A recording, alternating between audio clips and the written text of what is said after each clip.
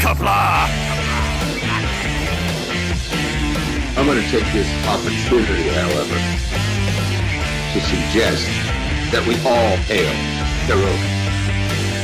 That's all I'm saying. Forgive me, Doctor. I'm receiving a number of distress calls. I don't doubt it.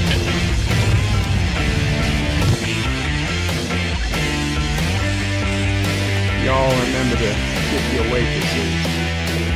Have a mighty fine night. You come in peace, surrender or be destroyed. Here to make war, we surrender. Important things are needed new people.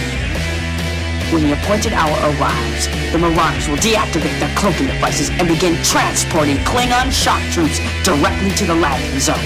Landing zone? Where? Tell me. Why not? Your feeble weapons will be useless against us. We will kill all your males and take your females to mate with. All right. Now the Federation's taking over, whether you like it or not. You people, you've been running this planet like a piecework planet. From now on, it's going to be under one roof. You're going to run it like a business. That means you're going to make a profit. Look at these 3 words written larger than the rest, with a special pride never written before or since. Tall words proudly saying, "We the people."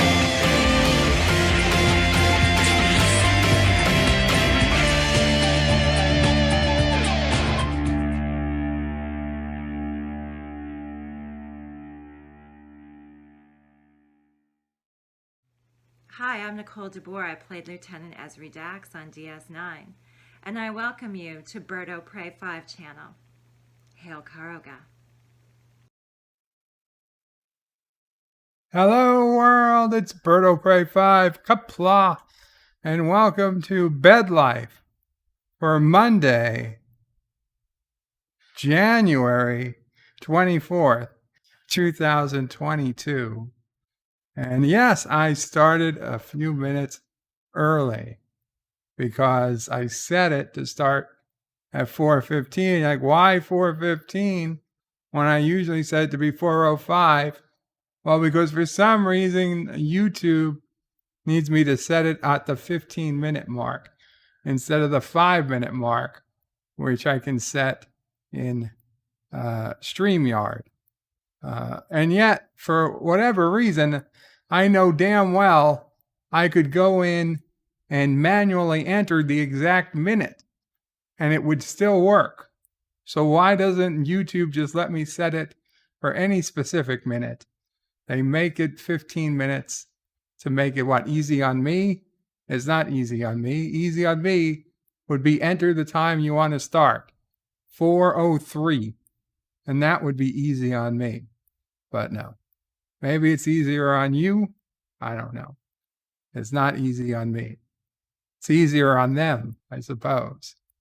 Although I don't even suppose it is, because it would be best for them is if they had every stream starting at a different time, so they don't get a whole bunch of emails to send at once.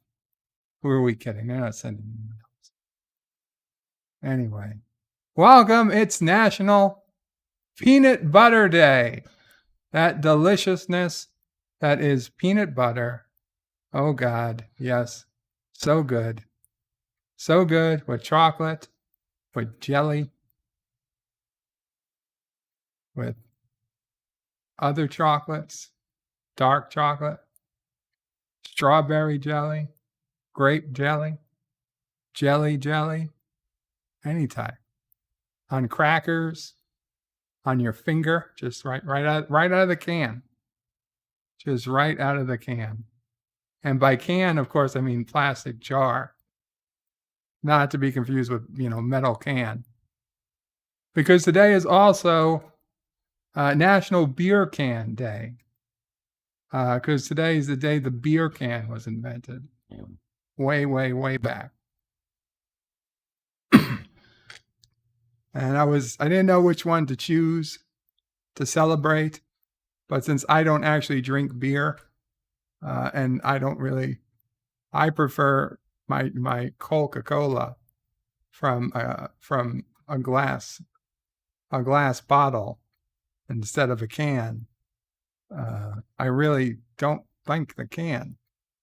Now, apparently, the people who drank beer were polled, and they preferred it from the can instead of a glass bottle. I don't know why, but as I'm not a beer drinker, I guess I will never understand it. But I can tell you as a Coca-Cola drinker, it is better from the glass bottle than it is from the can. That's just science. YouTube better not put up any Wikipedia bullshit under my video about how, aluminum cans are better tasting or something. Because I'll tell you now, that's not going to go over well in Canuck. Canuck, all soda has to be in glass bottles, like it used to be. Richie Poole was first in the chat, and it says, peanut butter yummy. And he says, hey, am I first? Yes, Richie, you were. And he says, yay. John Araki says, deuce. First seems suspect. No, you are second, John. LDG of Geeks and Joy waves. He's third.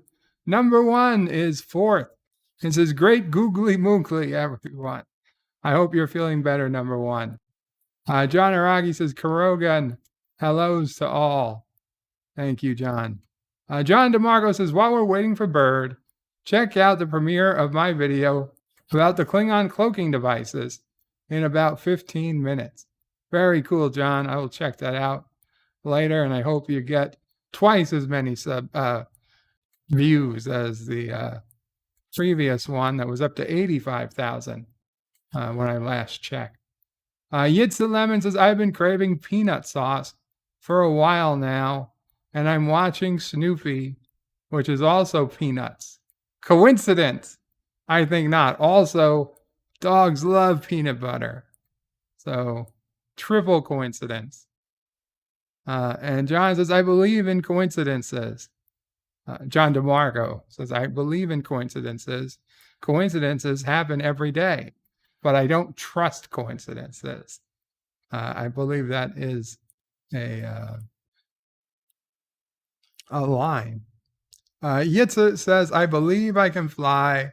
I believe I can touch the sky. I think about it every night and day, spread my wings and fly away. And now that definitely is from a song. John DeMarco says, for the world is hollow, and I have touched the sky.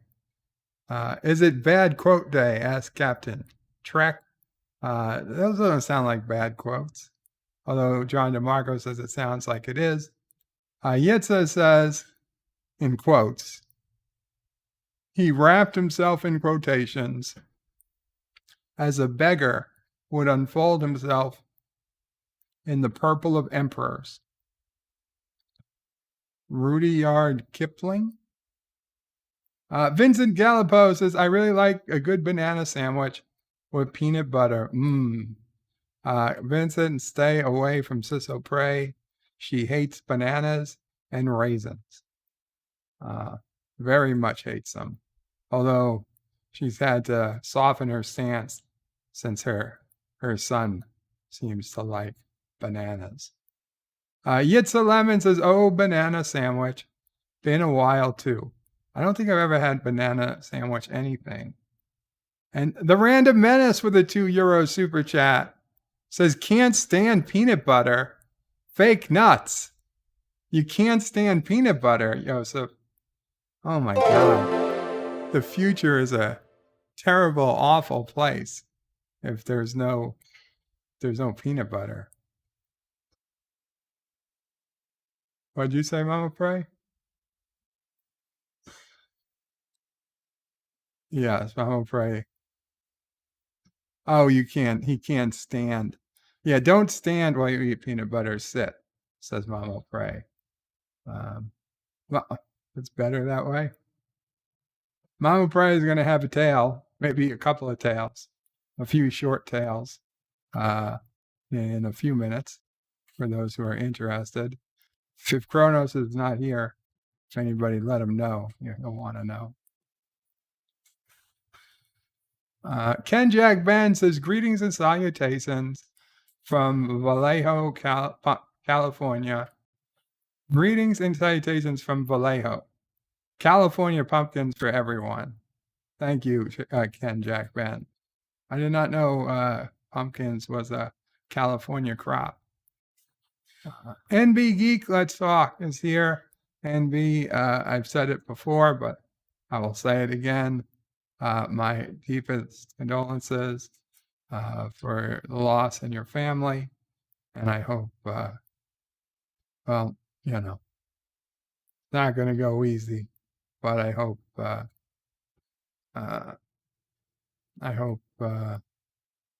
it's weird.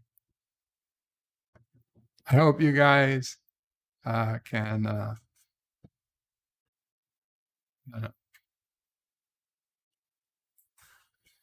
just find a way to continue keeping on. Although, obviously, you should all grieve. It is a time for grieving, and now is that time. So don't worry about it. Ken Jack Ben says it's a salty, sweet combination that reminds him of his childhood. Also, another thing he liked to do with brown speckled bananas is fry them up and serve them over vanilla ice cream. Hot. That is excellent. Frying up bananas. Interesting. John DeMarco says, greetings to everyone. 47 Yorktown says, hello, young sir. Hello, 47. Mike Richards says, greetings from Columbus, Ohio. Greetings, Mike Richards. Ken Jack says, because they're brown speckled bananas, you don't need to add sugar or cinnamon or anything to help them. You just use the same brown speckled bananas with the grilled cheese. Wow. Not Ryan Johnson says, hello in Qapla. Hail Karoga. Hello in Qapla. Hail Karoga to you, not Ryan Johnson. Moxley fan 21 says, bird of prey, Qapla bird, Qapla Moxley. Hope you and the family are doing well today. Thank you, Moxley. Hope you are doing well. Moxley says hello to everyone. We, the people. I almost came in when Captain Kirk was saying we, the people, and just doubled down on it on the microphone. But I waited a second too long, and then I figured that it's too late, and I let it go. John DeMarco says, it's not easier for you. It's not easier for them. It's not easier for the whales. I see what's going on here now. Ken Jack Ben says, name of Mike Richards in the Mirror Universe is Dick Michaels. Mike Richards says, and I'm jealous. We're freezing here. I woke up the other day with DS9 playing, and I'll be honest, the episode was in the cards, and I could have sworn I heard Jake use the word dick, like he was such a dick or something. And I was like, oh my God, I can't believe they used the word dick in DS9, and I never realized it.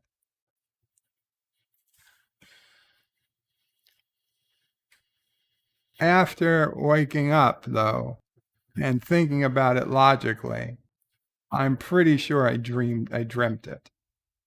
I don't think they could have used the word dick in DS9, let alone in It's in the Cards, which is the episode where they have to get the 1950-something Willie Mays rookie card from the Bajoran guy who is fighting the minions of orthodoxy. It was pretty much a fun episode. I highly doubt I actually missed him saying that. And instead, I'm 99% sure I dreamt that all myself. Bollocks. Bollocks is different. To an American audience, that's just something British people say.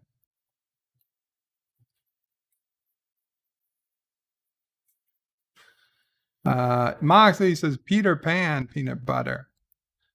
We were Skippy House, right? Yeah. Skippy and sometimes Jif. Dan Ben says, Bird of Prey, in the new Star Trek Picard trailer, do you think the Starfleet ships at the beginning are the firing pulse type weapons instead of the beam like in Discovery or Kelvin timeline visual effects?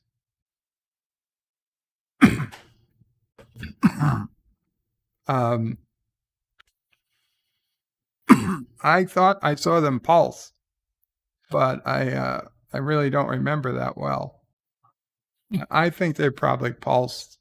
I think they can be explained away as, updated tech in the DS9 universe. Dan Ben doesn't like peanut butter, but likes Coca-Cola. Vincent Gallipo likes Reese's. Ken Jagman is about to eat something, so he will definitely have some peanut butter today, or peanut butter of choice is natural peanut butter, so he can get it or Jif.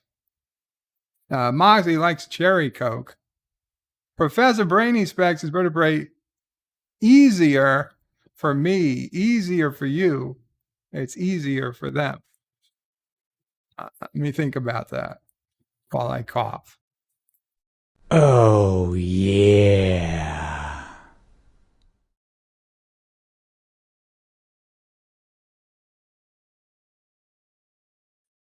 That could not have been more perfectly timed.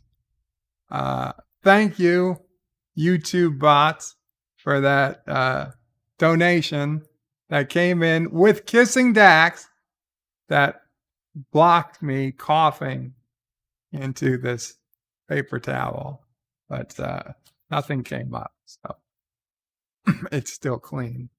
But that was interesting block. Okay, so now I've got to put this. Okay, Mama Prey will be back, so we'll wait. When Mama Prey comes back, we'll let's see.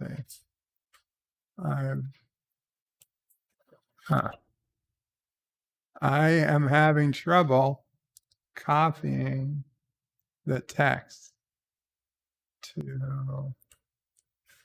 Okay, I got it. So let's paste in. It's a bunch of zeros and ones. So I will paste in binary to text, translator, binary input, convert. Get to the Dear Bops already. We got a while before we get to the Dear Bops. There were only 2 when I started. There appears to be 4 now. So give me a few minutes. We'll get there eventually. Thank you, though. Thank you, YouTube bots, for the for that super chat. Okay, and let's see if I can get back. Ken Jagban just about to eat something, so he's definitely gonna have some peanut butter. Okay, good. Moxie fan likes cherry Coke. I hate cherry Coke. Okay, Professor again says, Bird of Prey, easier for me, easier for you. It's easier for them. Think about it.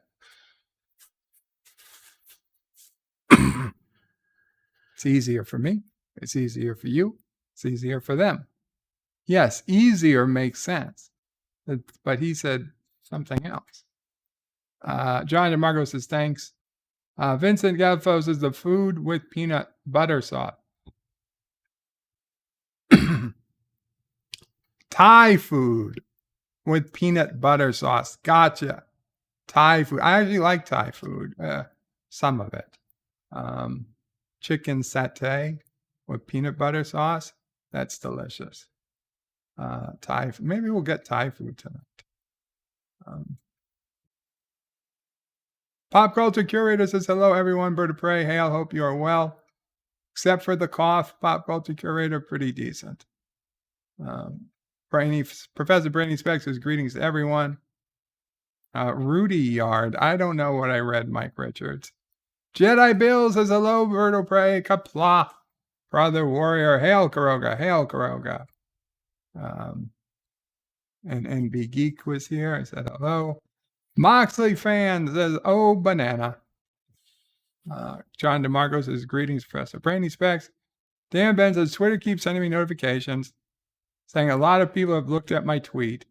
When I click it, no one has liked or retweeted it.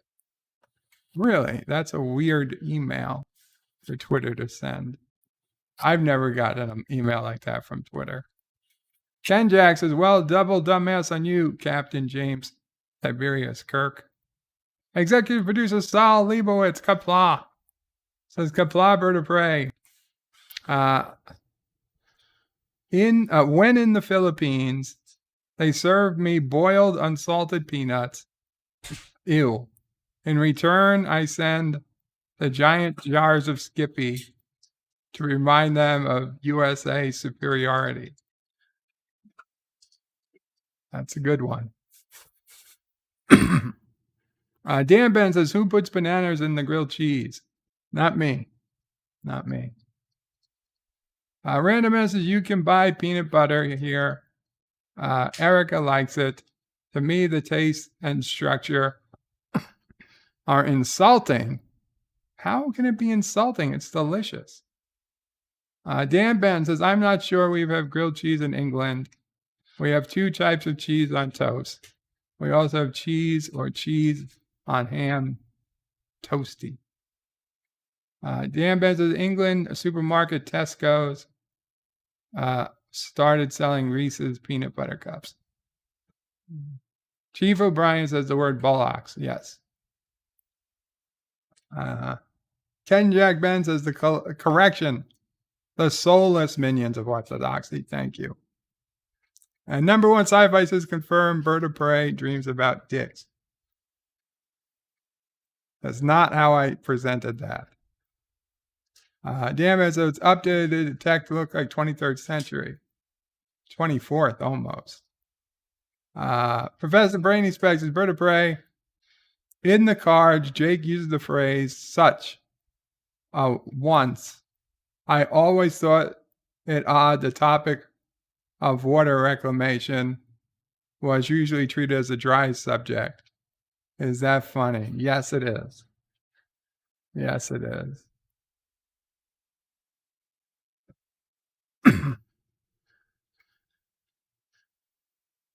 But yeah, it's certainly not the word I was thinking of. But thank you for that checkup, Professor. I also checked the script. Professor says, the Random Menace, I don't like peanut butter. Had a ton of peanut butter and jelly sandwich as a kid. Burnt me out horribly on peanut butter. Although he does like peanut butter cookies. Weird. Yes, it is.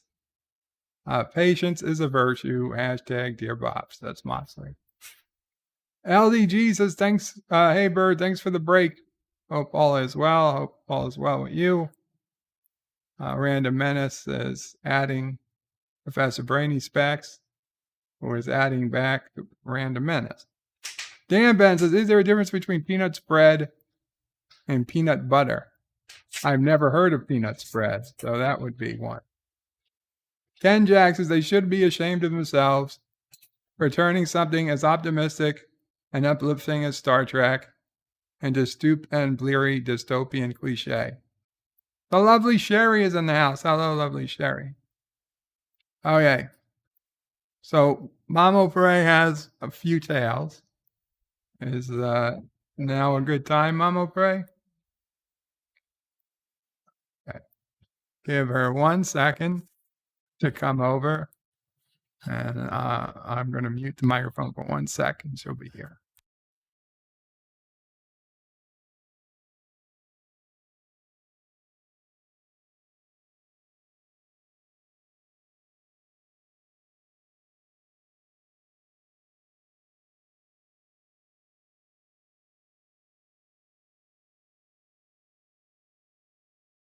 Okay. Oh, no. You had a peanut butter M&M? I was eating a peanut butter M&M when you said. Oh, I'm sorry. I thought That's you okay. did you bring any peanut butter M&Ms? Hmm? Did you bring any peanut butter M&Ms to share? Oh, whoever wants one. Who want? Joseph, you want me to send one to Joseph? Yeah, we'll send some to Joseph. Okay. Hi, all. It's Mamo Pray here. Are you all right? Yeah. Okay. Again, I'll be speaking, but I can't hear you.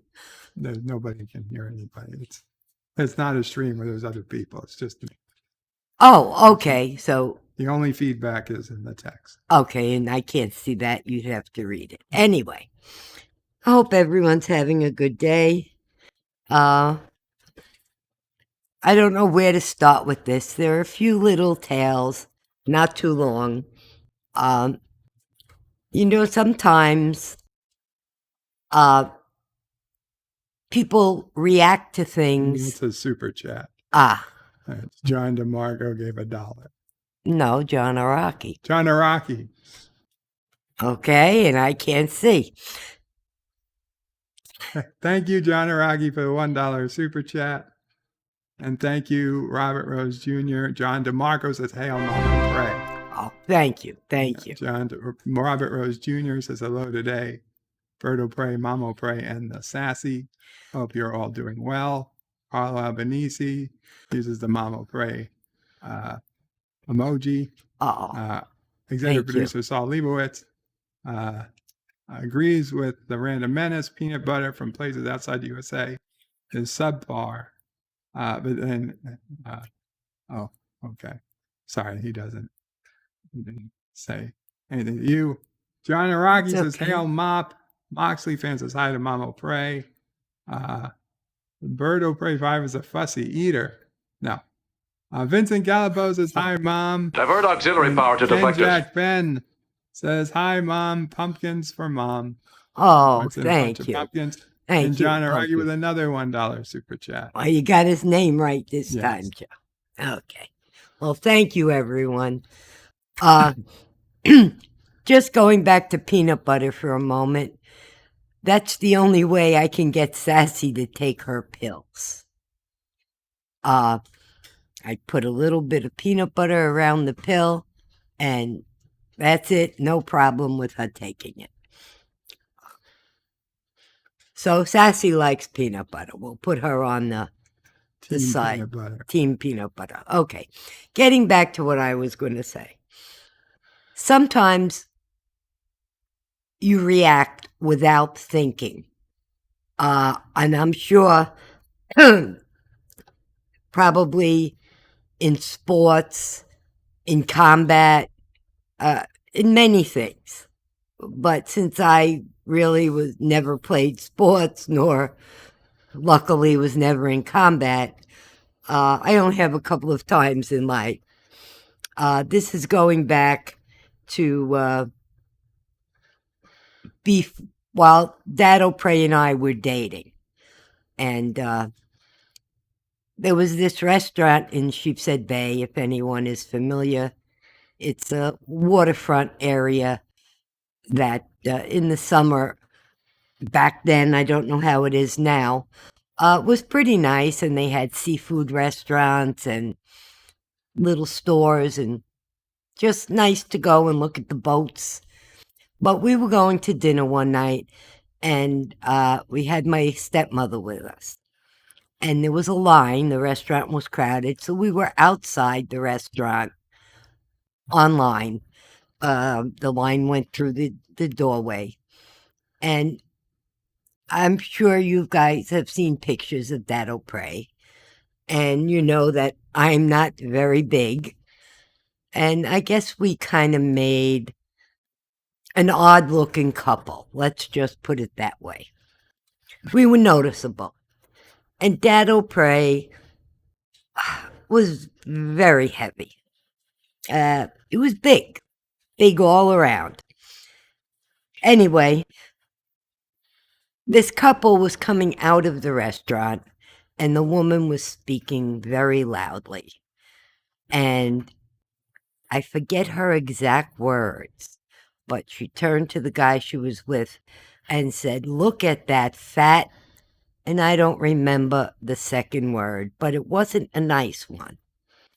And as she walked past me, now you have to understand, Datto Prey either didn't hear it or acted like he didn't hear it, but I heard it. My foot just went out. I didn't think about it. My foot just went out to the side where she was walking. Next thing you know, this woman was on the ground. Damn, she must have drank too much and just fell. I never said a word, but my stepmother knew what I did. She said, "Did you?" I said, "Me?" Datto Prey had no knowledge of this woman saying anything derogatory about him. But I had to read. Moxley fan with $1 super chat. Thank you. And Johnny Rocky with another super chat. Thank you, guys.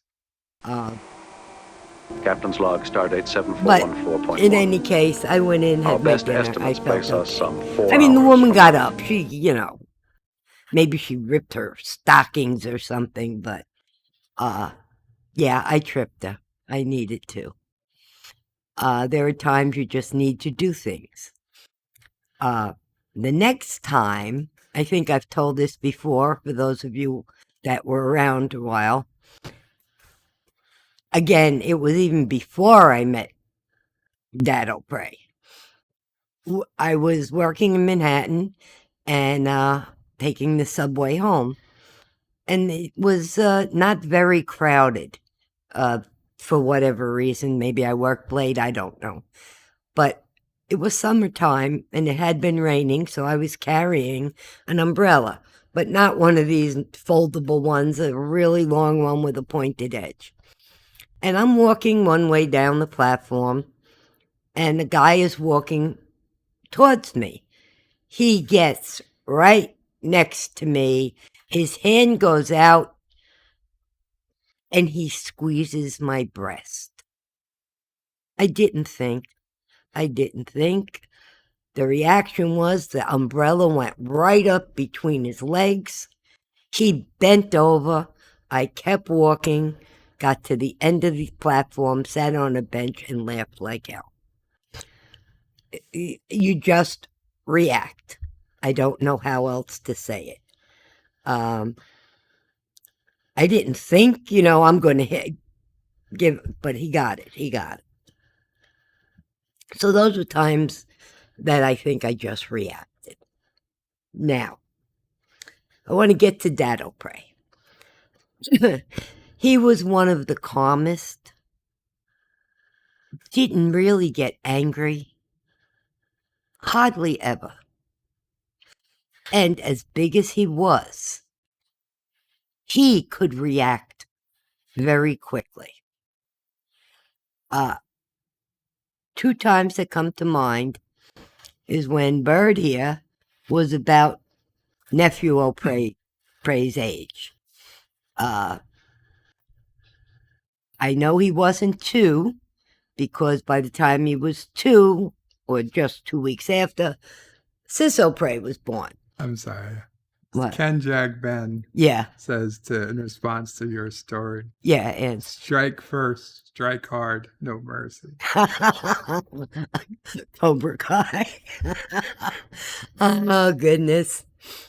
Maybe that was in my head from a long, long time ago, even though Cobra Kai wasn't. Anyway, getting back to Dad O'Prey. I forgot where I was already. Oh, okay.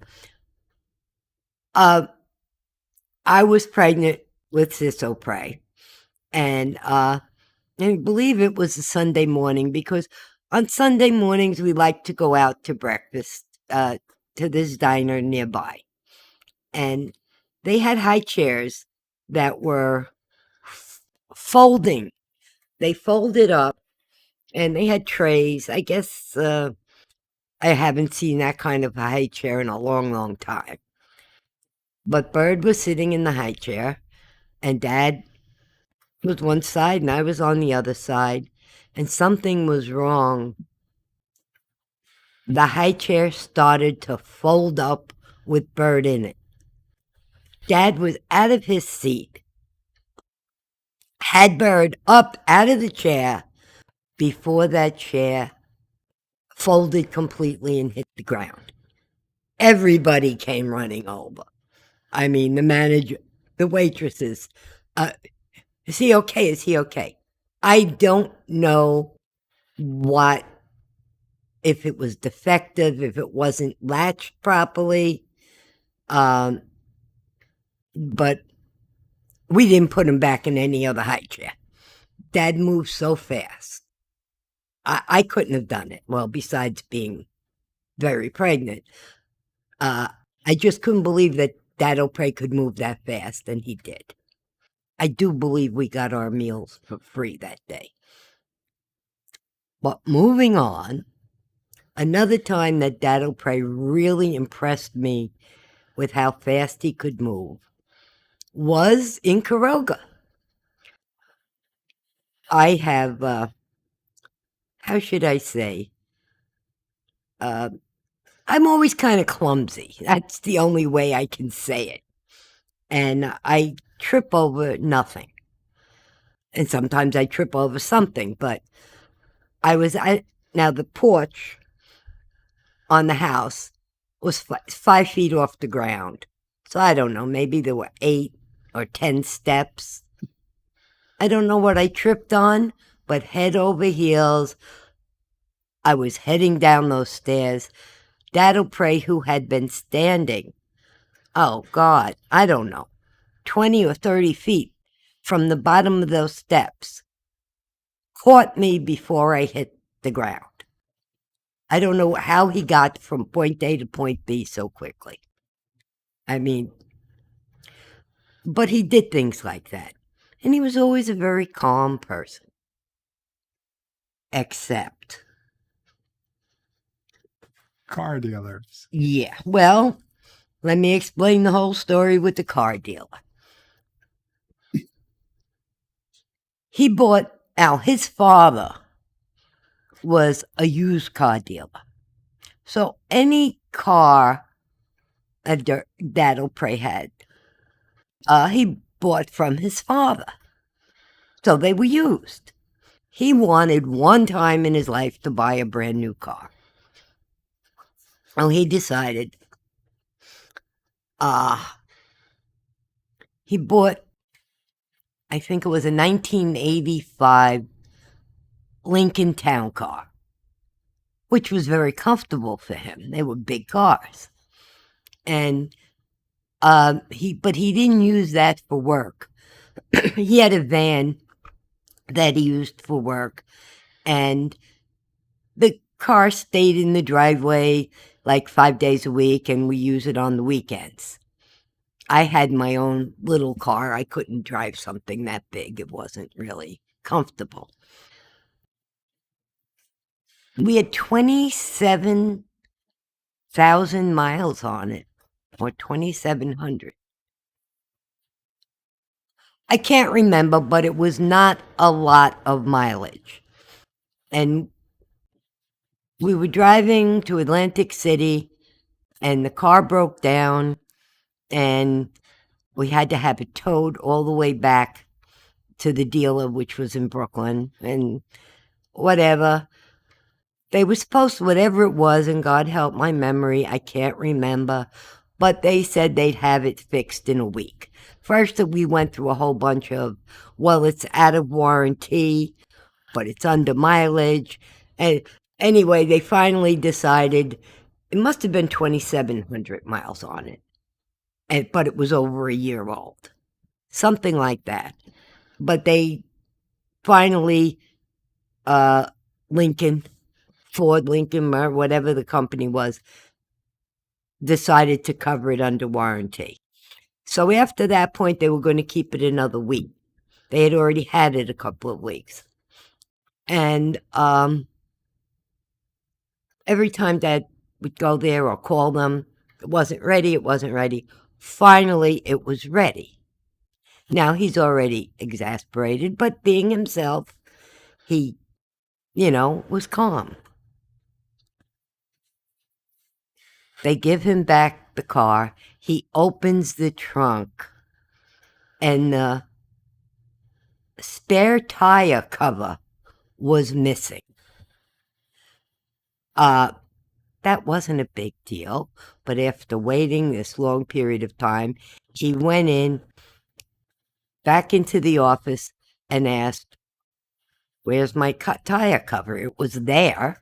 The car is almost brand new. No, that's the way you gave it to us. Well, no, he did not punch the guy that said that to him, but he put his foot through the wall. And I guess the next reaction would have been the guy's neck. Well, they got him a tire cover immediately. No questions asked, just leave. Take it, leave. And he did. Well, years later, he got angry again. This time was when Bird was in the hospital. Now, for months, Bird could not speak. He was trached. And even when they took the trach out, he had a hole in his throat. And it was capped at some point. But at this point in time, he couldn't speak, but he was awake. And they had a doctor there debriding his bed sore, debriding the wound, which is basically cutting the dead skin away from the outside of a wound. They claimed they had given him morphine or painkiller. And now you couldn't hear him, but you could see him opening his mouth, screaming, but not having any sound come out. And Dad O'Prey said he can feel that he's screaming. Well, the doctor said the wrong thing. He said, I can't hear him. No, you're at his backside. His face is against the wall, but we could see his face. Yeah, well, Dad O'Prey's foot went through the hospital wall this time. That guy left. We didn't see him again. He really, I'm the one with quicker to get angry. But I don't, do things like that. But that's the 2 times that Dad O'Prey really showed his anger. He liked to kick walls. I don't know. I would throw things, but not, not at anybody. And not, in public places. I only remember getting angry once. Well, angry that I was angry. That was Dad O'Prey. You see, Dad O'Prey is nicest guy, but not the best when it came to business. Oh, yeah. And he had just moved in to Casa de Bird here. And he was going to, well, actually, I moved him in because he was in the hospital. Yeah. But after he got out of the hospital, he was feeling better. He wanted to buy a car. He bought a truck, the Avalanche that you guys had seen. If you've been here a while, you've seen the Avalanche. Maybe we had it till last year. He bought it from a local dealer. He bought it used from a local dealer here in Bayside. And to be honest, Dad's credit score wasn't perfect. It wasn't terrible, but it wasn't perfect. So I told him, I was like, listen, when you go, if you can get a better deal, if I co-sign, I'm happy to do so, because my credit score was perfect. So I said, tell them that, tell them your son is willing to co-sign if it'll get a better rate. And he told them, supposedly, he said he told them. And so the guy told him, no, he can get the same deal with or without me co-signing. So they're like, okay, if you can get the same deal without me co-signing, then go ahead and go for it. So I got home from work and I said, okay, let me see, the paperwork you got. And I was like, so this was this was this. And he was like, yeah. I was like, so what's this? It was like I don't know, $2,000 or $3,000 fee. He's like, oh, that's the fee for bringing the interest rate down to whatever percent. I was like, what do you mean? For why? You said you could get that rate whether I co-signed or not. And he's like, no, this was just to bring it down. I was like, no, Dad, Dad, I think they charged you that because of your credit score. If you had let me co-sign, you wouldn't have needed to be charged $3,000. He's like, no, it's okay. They put it in the loan. I was like, but Dad, I was like, that's just still $3,000. Whether you pay it now or you pay it off, it's $3,000 they're charging you for no reason. He understood, but I was like, come on, Dad, let's go back. And I was like, you understand, I've got to threaten them that we're going to leave this. But I mean, obviously, if you want it, we'll keep it. But you gotta let me threaten them at least. So we go in, and first they're like, oh, there's nobody here. You got to go to the office. So okay, so we go like 2 blocks down. I leave my car parked where it was. So,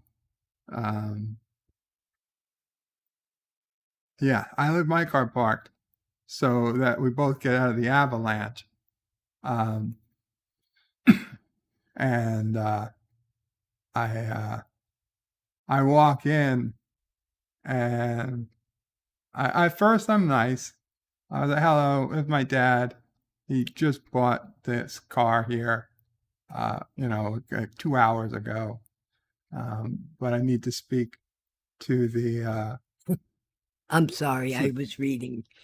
To the manager, to the what do they call it? The financing manager, who I spoke with on the phone earlier, because I told him this too to his face. That's right. I spoke with the financing manager. I told the financing manager, if you can't, if there's any way to get a better deal by me co-signing, I will co-sign. Let me know. I was at work. I was easily accessible. I had a fax machine. I had any way he wanted me to do anything. And he himself told me in his own voice, of his own doing, that he would get Dad the same deal regardless of whether I co-signed or not. So that's why I came. And so I said, you're so-and-so? Yes, that's it. I was like, I think we have a problem. I was like, he signed this, but I told you I would co-sign And if I co-signed, it wouldn't need to be that. He's like, yeah. I'm like, so then why did you make him, why didn't you contact me and have me co-sign the loan? He's like, well, frankly, because I make more money this way. I was like, you son of a bitch.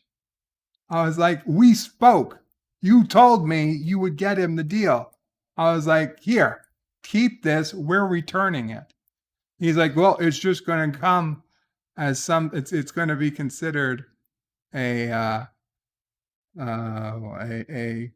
repossession, a voluntary repossession.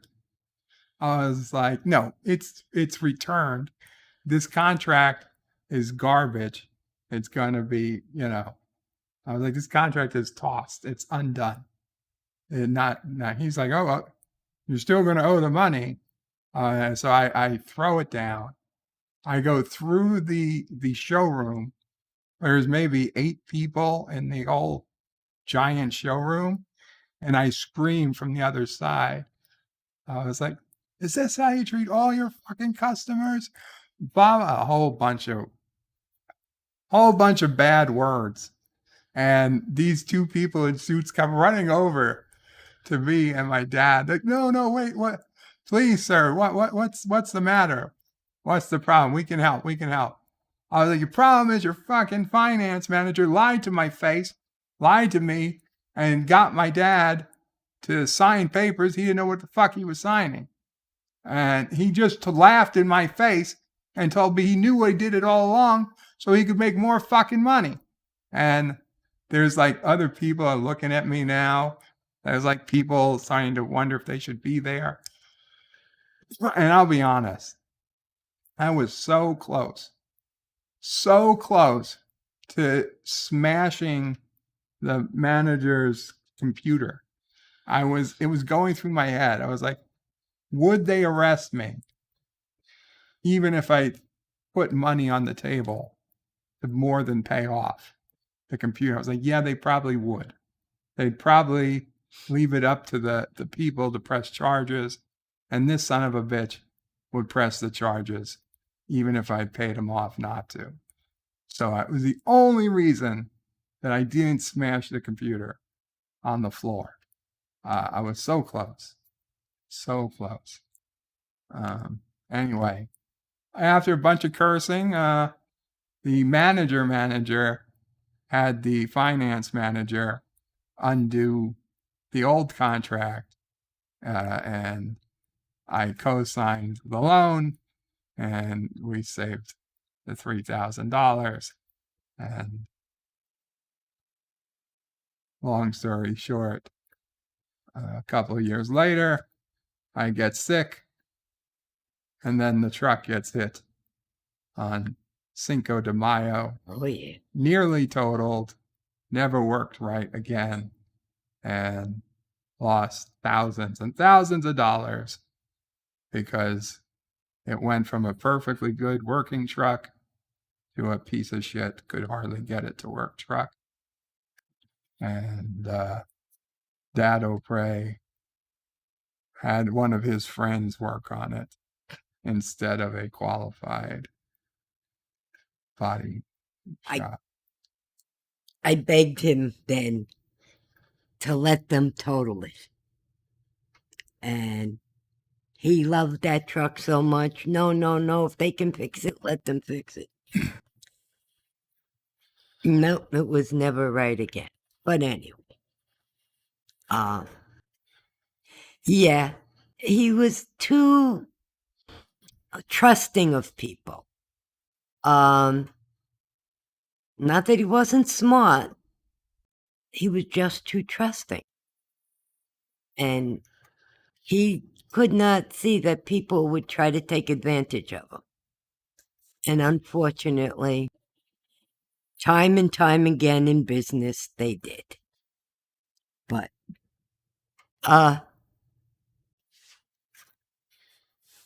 that's, I don't know, maybe that's why I don't trust anybody anymore. I really don't.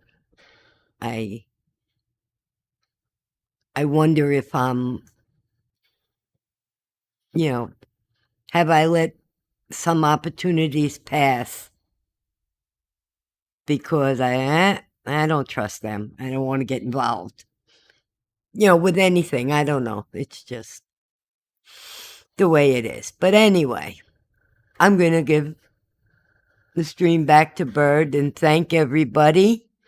And I did read a chat where somebody, and I don't know, it passed already. It doesn't move. Yeah, it moved about somebody saying Hillram is lucky that Dado Prey isn't alive. Oh, there it is. John Haraki. Hillram is lucky. Oh, he wrote Father O'Prey isn't still alive. Yeah, except. Yeah. I was going to say he wouldn't know where to go, but yes, he would. There's a place not too far in Long Island.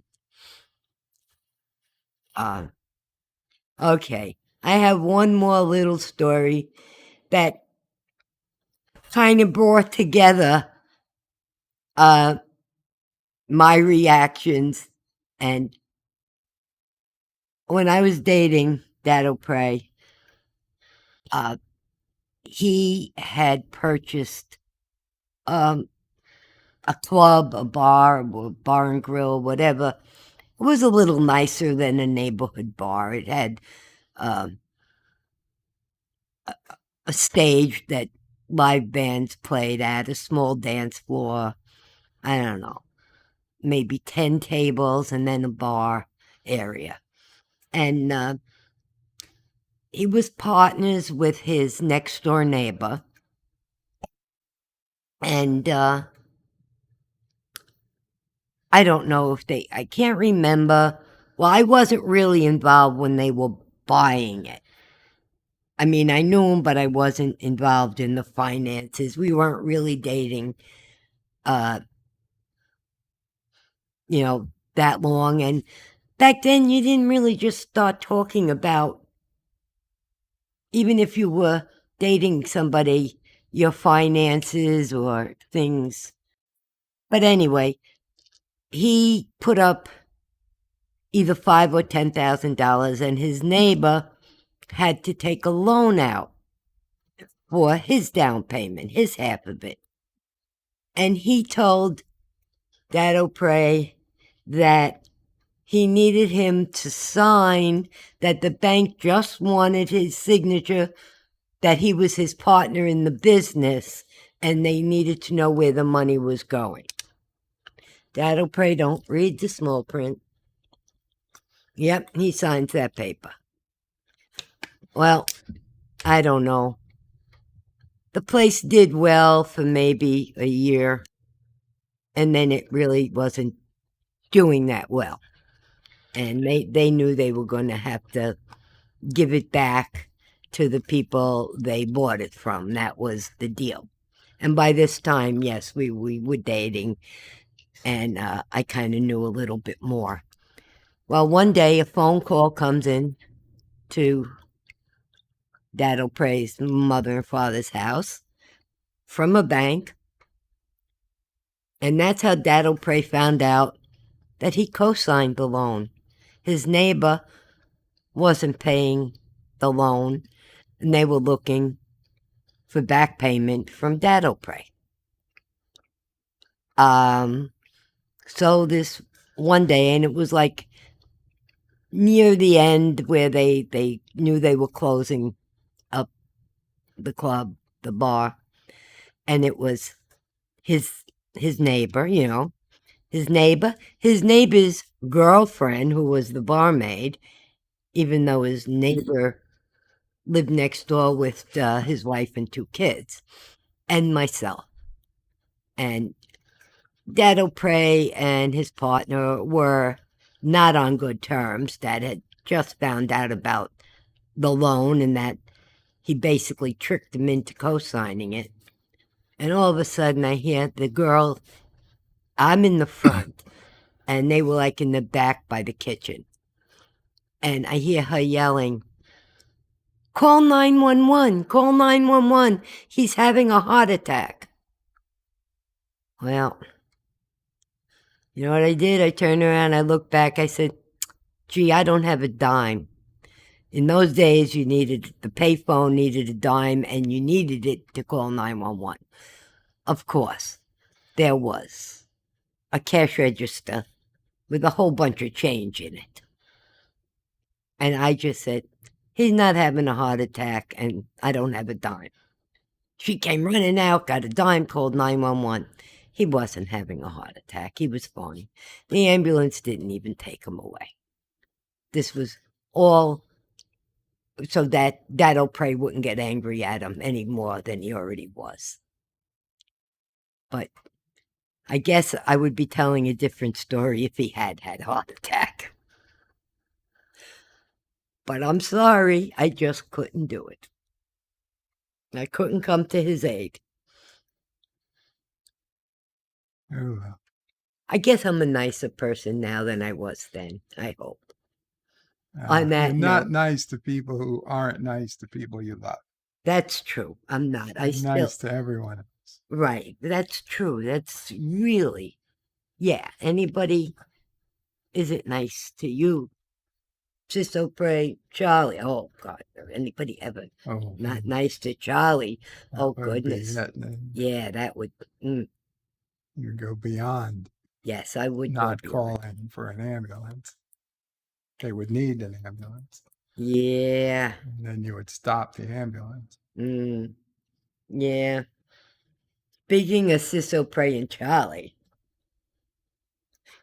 Sisto Pray is taking Charlie to Puerto Rico. They're going on vacation. Anybody want to go with them? Keep an eye. Huh. Maybe carry a few bags. I don't know how she's going to do it. Deej. Deej. Oh, God. Did Deej show up at Newark Airport? You could go in your bunny suit.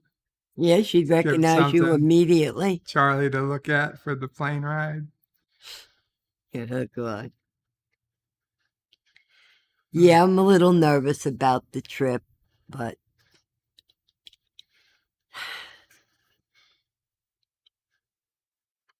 I don't know. With all the stuff a baby needs, I don't know how she's even thinking about it. I'm trying to talk her into taking. Deej says he'll go. Oh, he'll go? Oh, Okay. All right. She already bought 2 tickets. But Charlie's small enough to sit on her lap. Meet her at Newark Airport. I'll have her people contact your people. Yes, yes. All right. I'm going to go contact my people, which Okay. is Sassy. Okay. All right. Bye, Thank guys. you, Mama Pray. You're, Everybody is saying thank you and you're welcome, everyone. how much they love you. Aw. Please Thank don't you. kill them. I won't trip any of them, I promise. Deej is on the no-fly to Puerto Rico list. I don't know if that's a real list, John Araki. We'll have to see.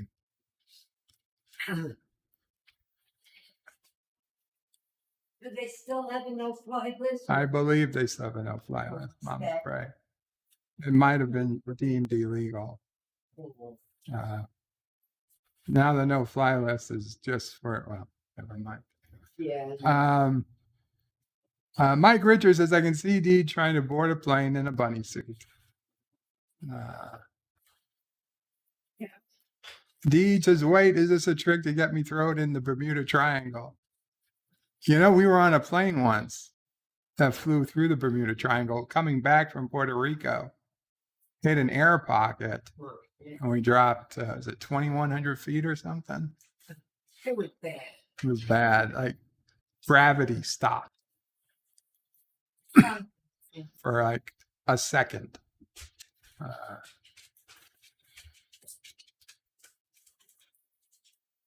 Thank you, Jedi Bill, who says, thank you, Mama Pray. We love you. She loves everything. Daniel's Hot Topics is Berta Pray. I like crunchy. Excuse me. I like crunchy peanut butter. What kind of peanut butter do you like? I like all types of peanut butter, Daniel. I like crunchy, but usually what Mama Pray, she always orders the smooth. So I'm happy with that too. I'd be fine with any type of peanut butter. Gif, Skippy, Peter Pan. They all work for me. Captain Track claims to know I'm a picky eater. I'm a picky eater, very picky. I guess in some senses I am. In some senses I am. John Aragi is hashtag cancel Baxter. Deej says greetings to all. Greetings, Deej.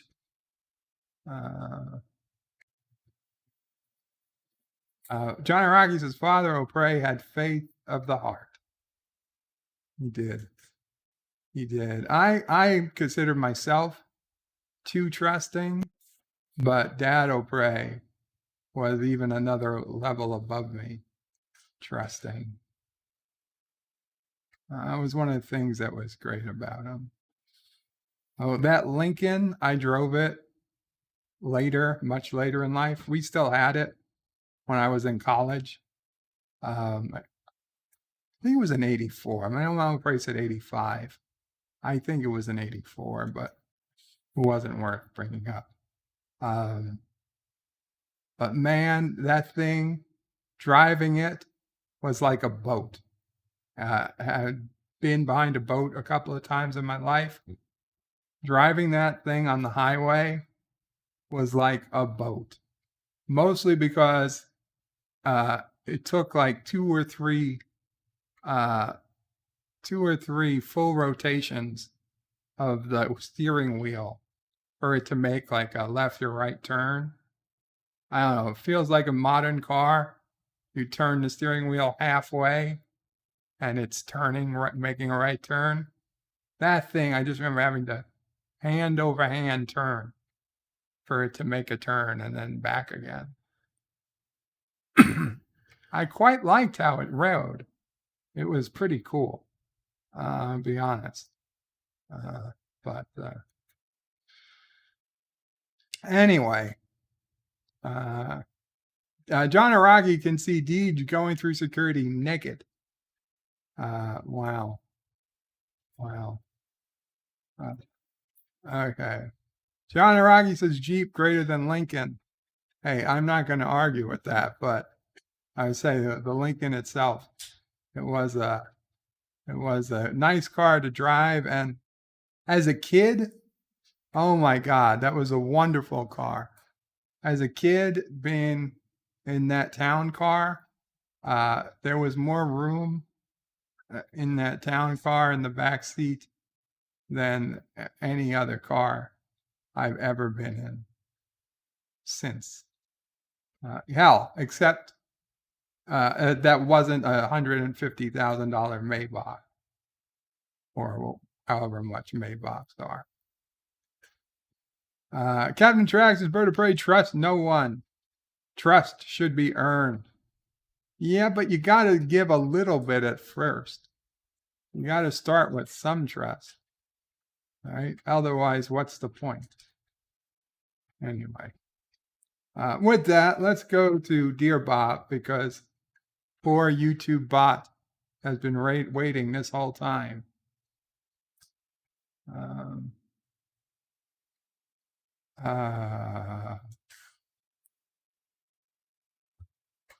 And speaking of trust, no one should trust Professor sells the answers to the question Brainy Specs, who says, Daniel, did you hear they're going to film an 8th season of Voyager, showing how the crew can adapt to normal life and how Janeway becomes an admiral? Professor, I think we all know that is hashtag fake news.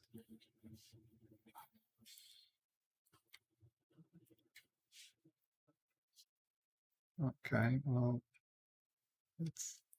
let's try that again.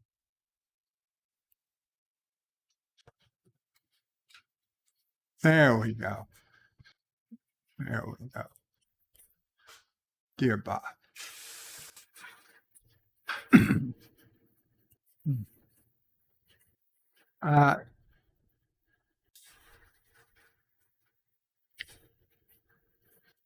This is the Caroga News Network. This just in. An unusual windstorm swept through mid-Caroga last night, with speeds reaching up to 365 mpf. Miles per fluff? What the hell is mpf? I assume that means 365 miles per hour, but that's ridiculous. Many trees and power lines ripped off the ground. Many orphans lost their shoes. Orphans don't have shoes. What's the point of wasting shoes on orphans? Luckily, only one citizen of importance is reported missing. The house of the beloved Wesley Crusher is completely gone. Neighbors report hearing the wind making a "shut up, Wesley" last night around 2 a.m. Carogan Royal Police are still on the search for his whereabouts. Updates tonight at 11 p.m. This has been a Caroga News Network special report. I am not aware of such news taking place in Caroga. Speaking of fake news, this is fake news. Chronos says, Qapla, bird of prey in chat. What did I miss? Oh my God, Chronos. You only missed the most epically long Mamo Prey tale you've ever heard. You better rewind. Yeah, Chronos wasn't there. He just got here now. Oh, poor Chronos. Well, Chronos, if you rewind now, you can still listen. Chronos is speaking of trust issues. I don't trust YouTube at all. Well, you shouldn't. You shouldn't. What did Deej say? Deej says, can't be fake news, bird. I read it on the internet. Oh. Professor Brainy Specs is bird of prey. I can't help it if you trapped me here in Caroga. You have corrupted me into saying things like this. It's your fault. Mike Richards is Chronos. You missed 3 stories from Mama Prey. Son of a Red Shirt says Bird of Prey, Captain Track, Jedi Bill, and all the groovy people here in the chat. Qapla. Okay, that's it. Just spell it in Canada. Haha, cheers. Son of a Red Shirt, I could understand it. Oh, it's close enough. You close enough.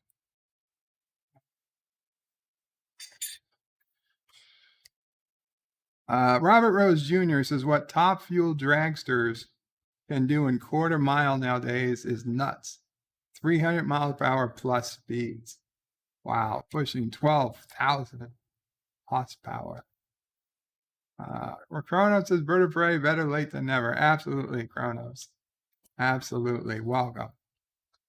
Okay, well, I hope whoever wanted this Caroga News Network news recorded was able to get it, because I can tell. Dear Bob, red alert. Your first looks at the Playmates Toys Star Trek Universe collection have arrived. What the hell? What do we got going on here?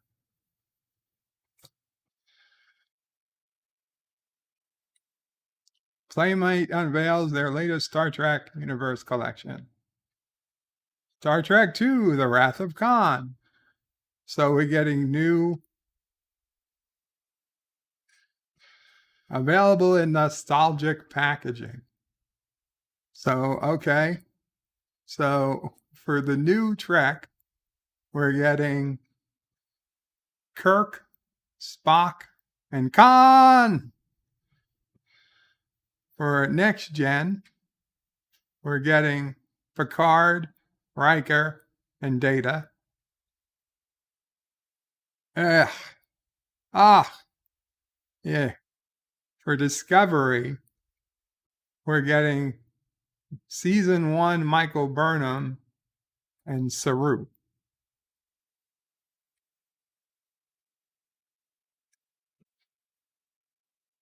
We're getting the original series Enterprise, and this is not the Disco Prize, mind you. This is not the Enterprise from Star Trek Discovery. This is the original series, the original series Enterprise. So the 1960s Enterprise is still being made as a new toy. The replica 18-inch scale includes lights, sounds, and phrases available in nostalgic packaging. You know what? That's pretty cool. That's pretty effing cool. And an original series phaser. Again, original series, not Discovery. Wow. Why do they even bother decorating the page with Michael Burnham if her series is only able, in fact, there's only two of all the other series, they get 3 figures. Discovery only gets 2 because they couldn't find enough plastic to make Tilly. I'm sorry. No, the fact is they couldn't find a third person worth making an action figure of. They should have just made it of Captain Sisko and just done that. They should just, in fact, they shouldn't have made a Discovery at all. They should have just done Captain Sisko 3 times. You could have done young Captain Sisko. They could, without the beard. They could have done Sisko with the beard and the hair. And then they could have done the bald Sisko. That would have been, that would have been preferable. Well, okay, this is cool, I guess. Playmates toys. I mean, if they're not stupid expensive. The first wave of the Star Trek Universe collection will be available online in July 2022 and stores this fall. Wow. Additional figures and accessories scheduled for release in early 2023 will be announced later this year. It's a long time. It's a long road to go to get some decent toys. And, who really wants Discovery toys? Nobody.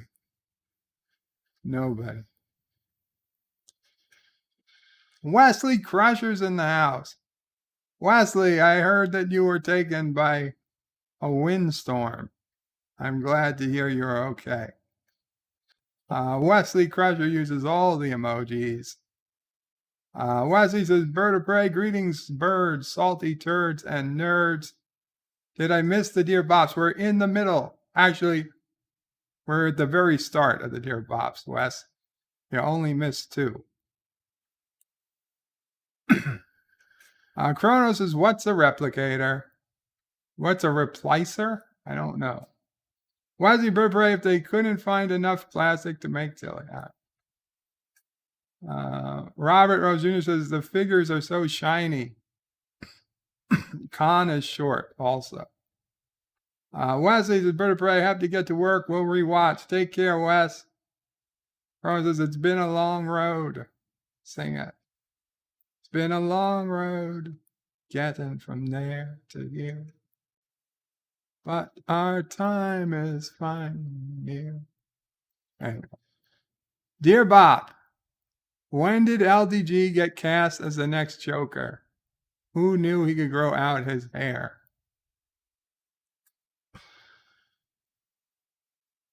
Clown World News. That does not look like LDG. But I'll be honest, I saw this in the Picard trailer.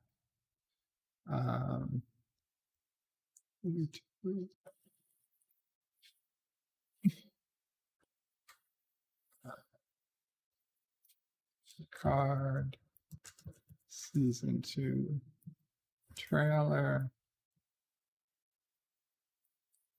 3 days ago.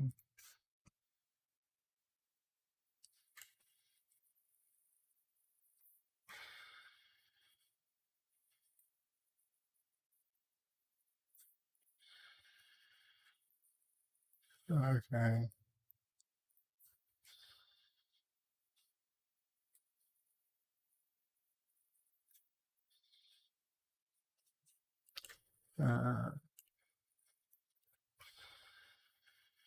Here it is. Okay.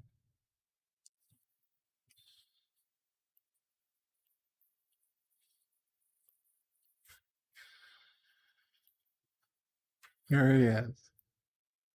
There he is. There, see, that guy.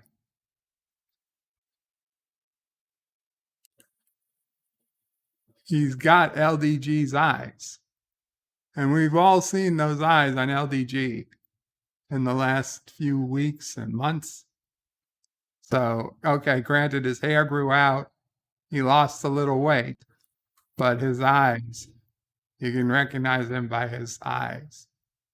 Those are LDG's eyes. You all know what I'm talking about.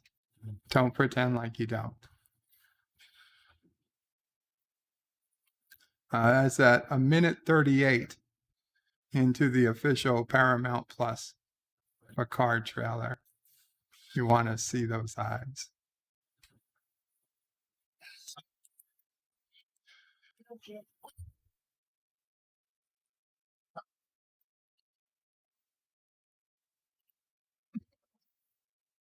Dear Bob, what is the coolest athlete name that you can think of? Okay, that's an okay one. But my favorite is probably way better. How about Dick Trickle? He was an American race car driver. Dick raced for decades around the short tracks of Wisconsin, winning many championships along the way. That's one for me, Gary. I highly doubt that that's Gary. Kronos is Replic Cure. Daniel's Hot Topic says, Bird of Prey, I won't be happy until there's a Star Wars and Star Trek crossover with Shatner as Kirk and Mark Hamill as Luke Skywalker. Then Daniel, I'm sorry to say this, I don't think you're ever going to be happy.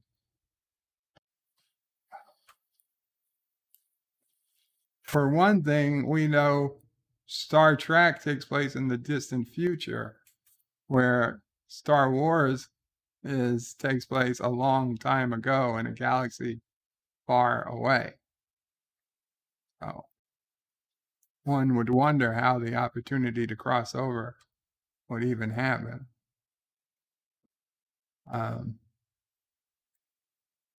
Clive with Matthew says, I think they'll bring up the Bell riots. Says, think they'll bring up the Bell riots. Somebody told me that they already saw the Bell riots in the video. Now I looked through, there's one scene that could be Bell riots, but I highly doubt it. Kronos says, in order to maintain my sanity, I shall let others watch Fake Trek for me. You know, Kronos, probably the smartest thing you ever said. As for the coolest athlete name I can think of, I mean, I really don't know. I never thought of athletes' names by coolness. Like just the name has to be cool. I mean, some people just turn their names cool, like Michael Jordan. He's got a cool name because he was so good at what he did. Dear Bob, were you implicated in this toy seizure from China? It was thought you were suspect in importing these pop fidget toys for Charlie. Agents will be stopping by your home to interview you and Sis O'Prey tomorrow morning.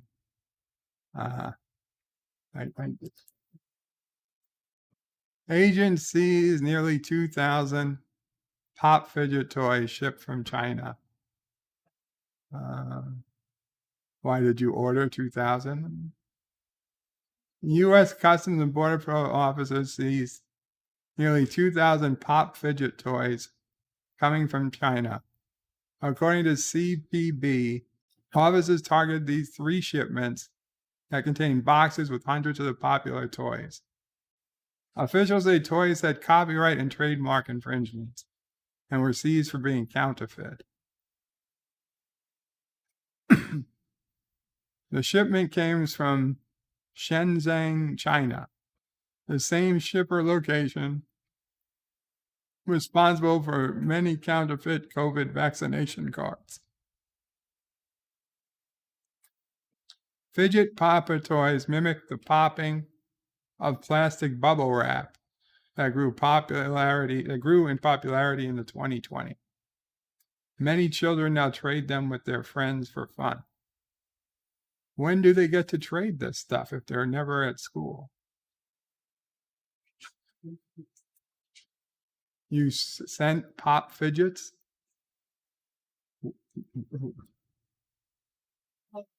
Christmas one. I don't know. I don't know, Mama Pray. Well, these look like Simpsons one. Well, they all different. I said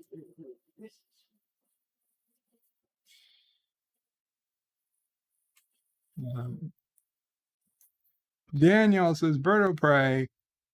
Birds say, hello, world. It's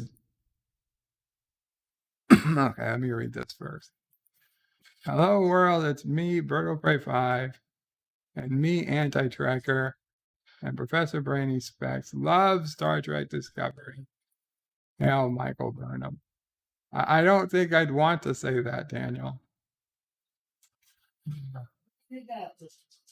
But since you asked nicely.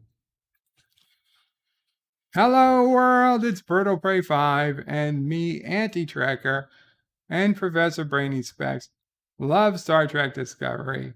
Hail, Michael Burnham.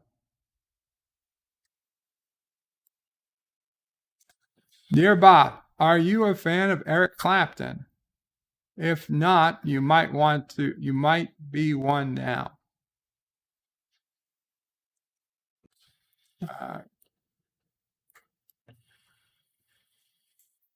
Eric Clapton suggests vaxxed are victims of mass formation hypnosis. Eric Clapton, a staunch anti-vaxxer, says anyone who has taken COVID-19 is a victim of mass formation. Okay. Last year, the singer, 76, claimed he suffered side effects after his AstraZeneca shot and has also released an anti-lockdown single, Stand and Deliver with Van Morrison. The new interview for Real Music Observer YouTube channel. Clapton said subliminal messaging hidden in advertising is leading people to get the vaccine. Okay, I don't think it's subliminal. I think it's just people want something to feel better and not be afraid. And I also don't know why people think I'm an anti-vaxxer. I'm not. I very much believe in vaccinations.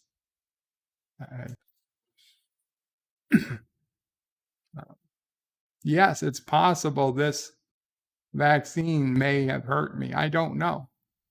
And it's also possible that COVID would have killed me. So, I'm not out there. I'm not out there saying don't get the vax. I think most people should get vaccinated, but I think it should be everybody's choice. That's all I'm saying. I strongly suggest most people should be vaccinated.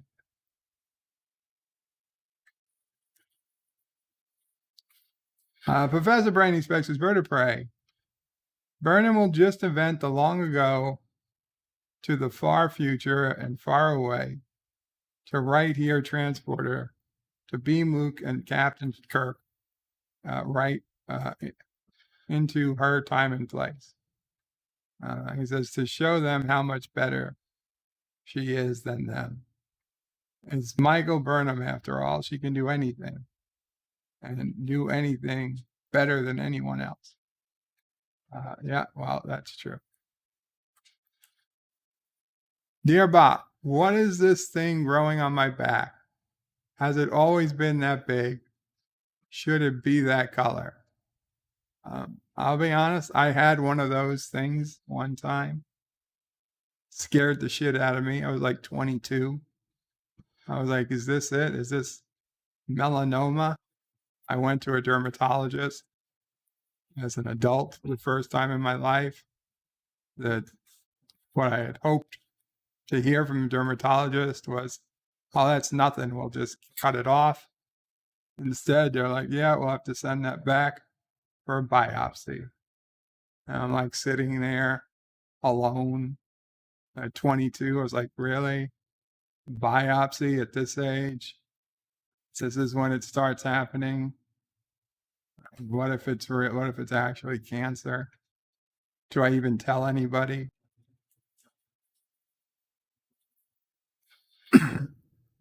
Well, what came back, they said, was not cancer, but it had, I think they said they needed 3 or 4 of marks to be cancer, and it came one point under cancer. But I have to be on the lookout for anything like it. I was like, this doesn't make any sense. It was on part of my back. I was like, well, how, like I don't even take my shirt off to go swimming. I'm one of those people. Okay. And this bothers me to a point. When I was a kid, everybody was like, you should take your shirt off, take your shirt off, take your shirt off. Hell, they used to make up lies about swimming with your shirt is bad for the pool. And like, you should take your shirt off. Like, fuck you. I'm not taking my shirt off. The only way I'd ever go in the pool, I had the shirt on. And I'd make up bullshit about, oh, it's to protect my skin from the sun. But I didn't give a shit about the sun. I didn't want to take my shirt off. So to this day, I mean, because let's face it, the last 13 years, I've had no reason to go out at all. But I have never gone outside without my shirt on since I was like 5 years old, maybe 7. Okay, since I could dress myself, I just never went out without my shirt on. So I was like, how could this be melanoma? I was like, I always have my shirt on. Luckily, one person did say, okay, if you honestly never gone out without your shirt, then it's probably not. And that kind of kept me from like crying through all that. But yeah, it's you don't want to mess around with something. If you got a mark on your back, go to the dermatologist. Sooner the better. The easier it is. Like for me, they cut it off. There was no pain. Didn't hurt at all. It took a couple of days. It healed, and I never thought about it again until just now. So.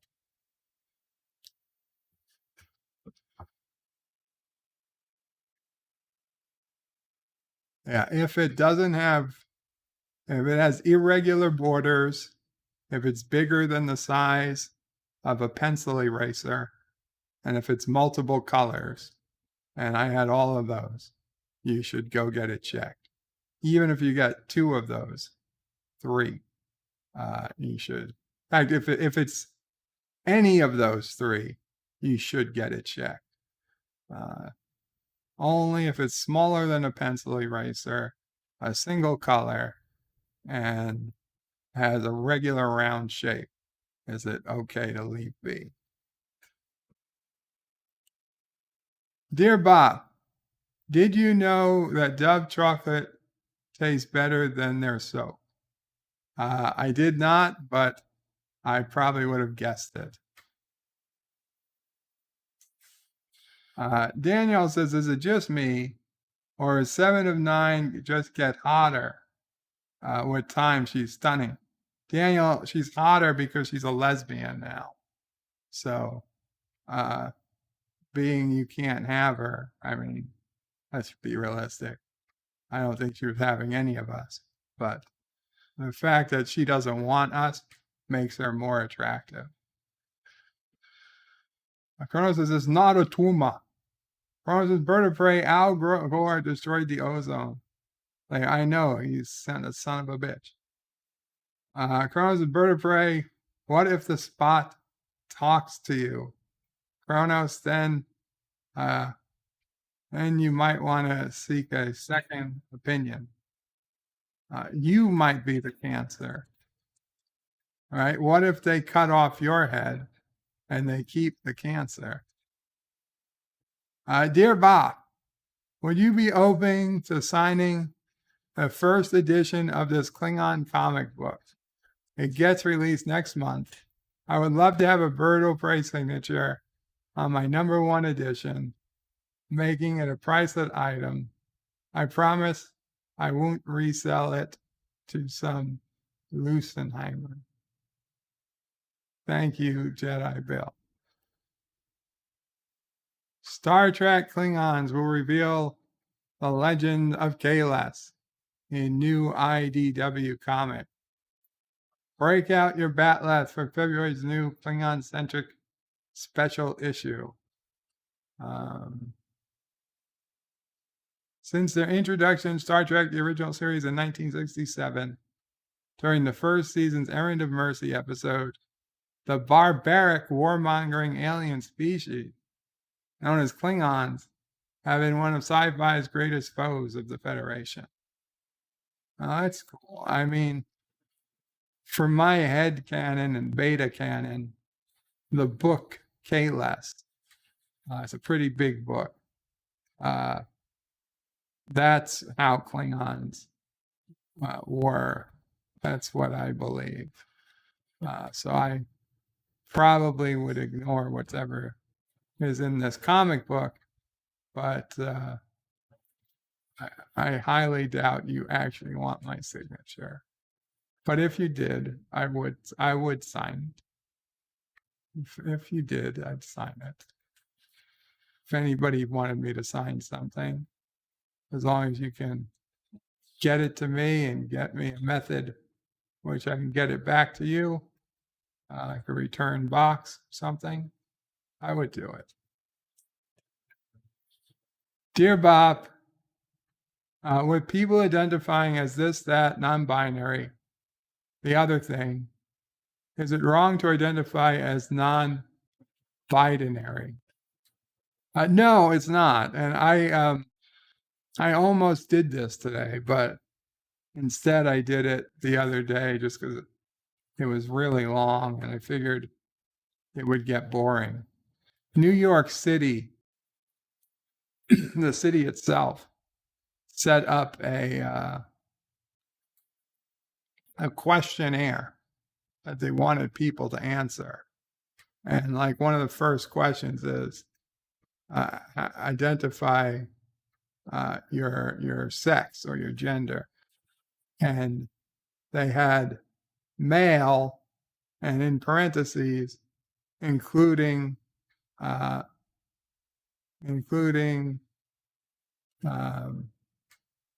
transitioning or whatever, including trans women, no, including trans men. And I was like, well, no, I don't want to identify that. They also had other. They had like 12 different answers in other. So I was like, well, fuck that. I'm going to choose other. And I chose other. And I said man, as in born a man. And now, did I need to? No.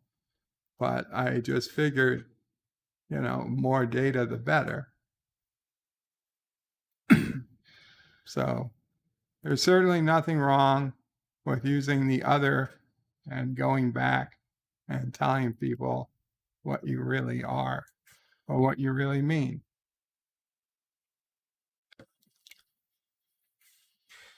Wesley Crusher, this is Bird of Prey. How do you know my house blew away? I didn't, Wesley. Somebody filled out Dear Bops. Kronos is Bird of Prey. Just don't talk back to the spot. If you ignore it, it should go away. Robert Rose Jr. says Kling Orcs are the best Klingons ever. I hope not. Kronos says, wasn't Kahless an older Klingon Gal from Star Trek TNG? Kahless came in a TNG episode, but it was just a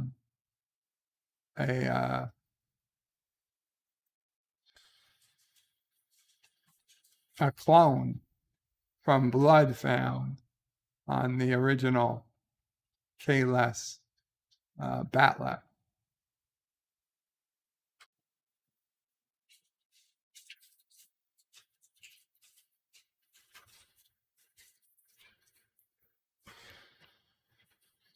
Dear Bob, hi Joe. You asked, so here you go.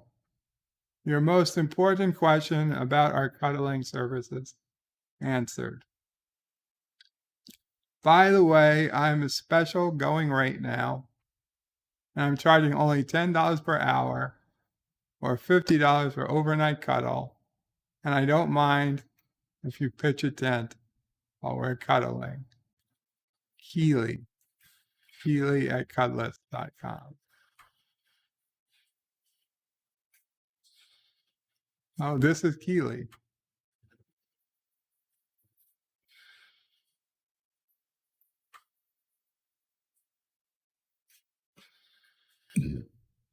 What if I get any? Oh, wow.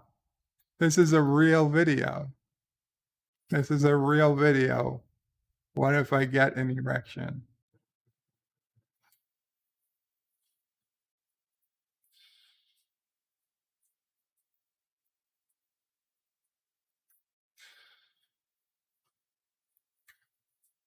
This is a question every dude was wondering, but everyone has a worry of asking.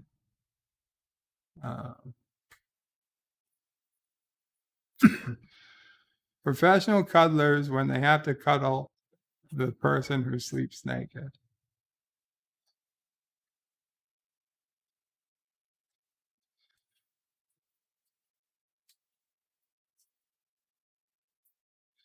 Okay, let's see what the answer is. Hi, Keely. Okay. They're a certified therapeutic. You're a certified cuddle facilitator. One of the most common question she gets in regard to cuddle sessions with a client. What happens if I get erect?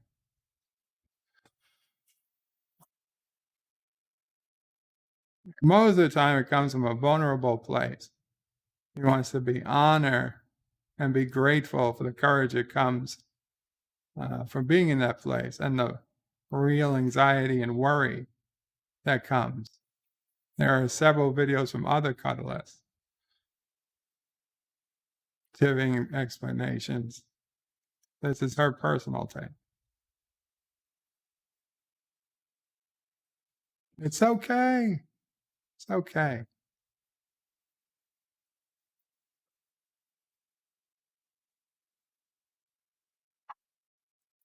No, attack helicopter was not a choice, Kronos. It's a natural bodily reaction. It's completely involuntary sometimes. How would you know, lady?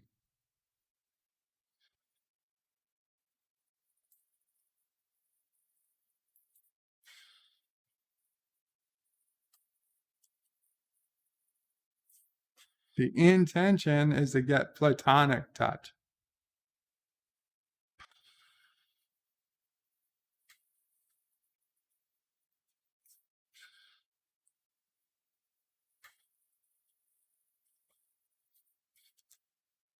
So just say to your practitioner, I'm aroused, so let's switch positions.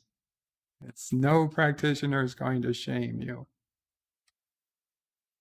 But they're not going to continue to do the action to promote the erection.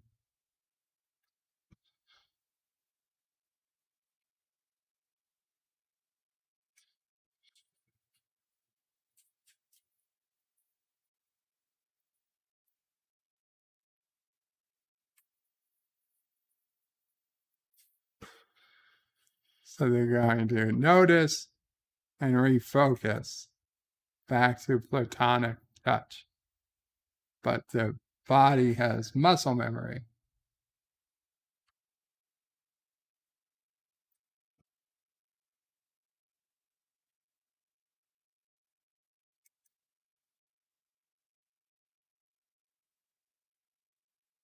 Your body has muscle memory, that touch leads to intercourse.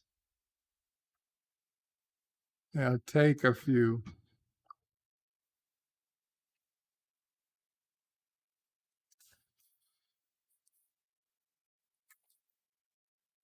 So it's going to take time. So basically, it's to teach you that you're going to get touched without having sex.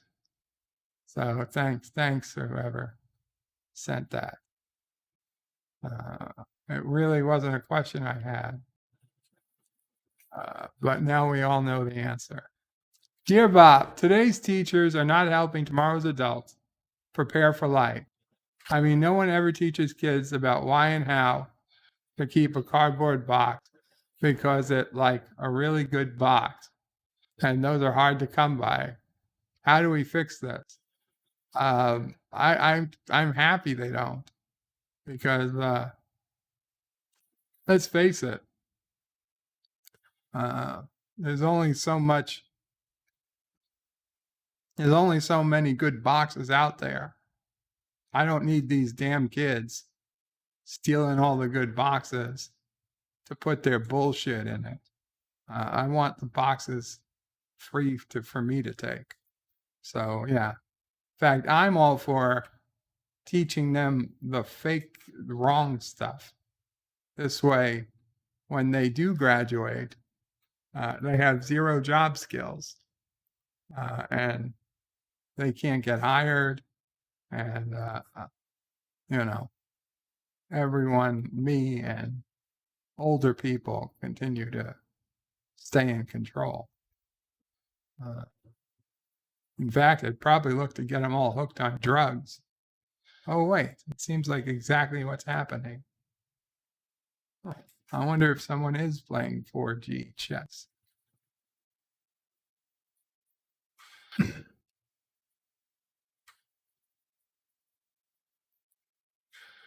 Dear Bob, is it true that every machine is a smoke machine if you operate it wrongly enough? No, but every electrical machine is a smoke machine if operated wrongly. But you can have machines that have no electric parts. That can't really turn a lever into a smoke machine or a pulley.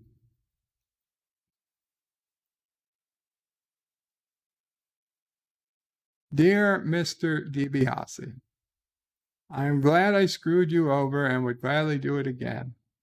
This is how we do business here in Kurdistan. If you don't like it, to take your business somewhere else. Lead finance manager. You know what? I would be happy to see you living in Kurdistan, you piece of shit. That's where you belong, Kurdistan. Even makes total sense now. Dear Bob, move over anti-tracker, Berto Prey 5, Dictor Van Doomcock, Nerdrotic, there's a new sheriff in town. Hail John DeMarco and his deputy, A Life with Matthew. That's pretty good. That's pretty funny.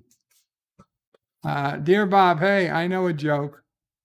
A squirrel walks up to a tree and says, I forgot to store acorns for the winter and now I'm dead. It's funny because a squirrel gets dead. Doug. Well, not here because Mama Prey feeds the squirrels so they don't get dead. Right. She made a deal with them, but they broke the deal. But she still feeds them.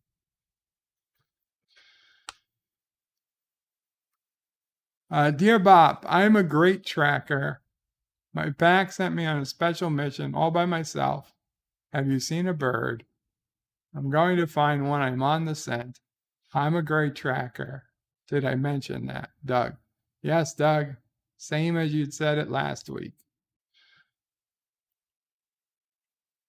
Dear Bob, hey, you are the bird. I have never seen one up close, but this is the bird. May I take your bird back to camp as my prisoner? No, Doug, you may not.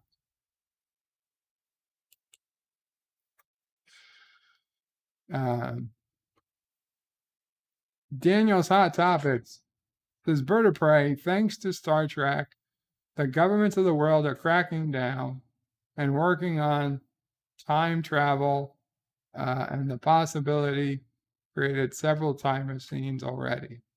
Hail Kuroga. I doubt anybody's created a time machine yet. Dear Bob, my master made me this collar.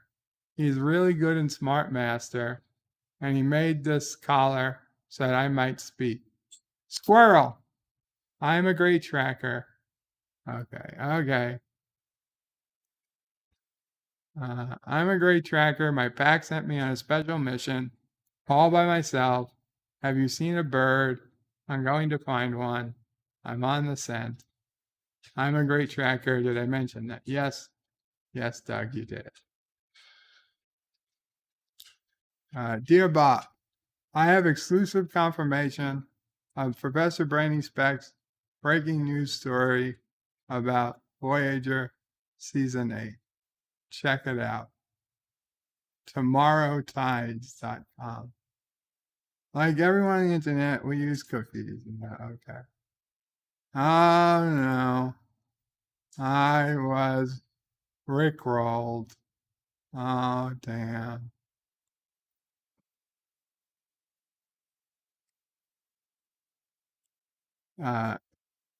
From Gary Katzer to about Dick Trickle. That Dear Bob was not from me. However, Dick Trickle was one of the greatest stock car drivers of all time. He won over 800 races, more than even the king, Richard Petty.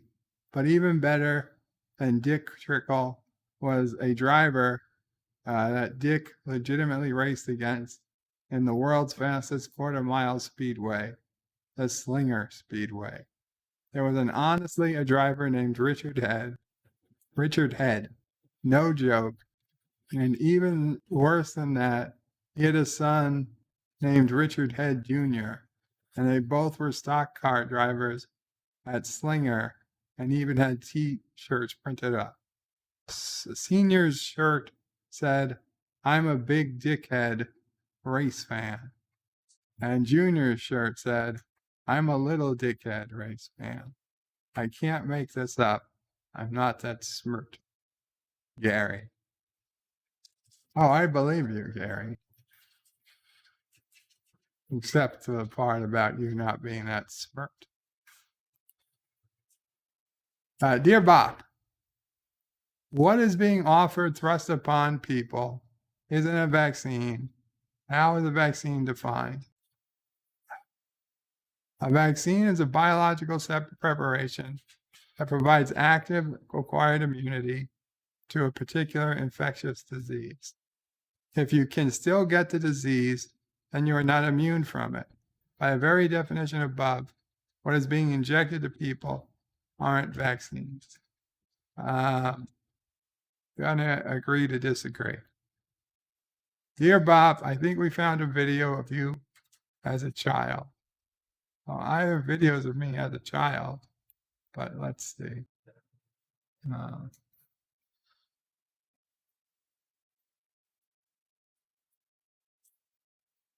No, I don't.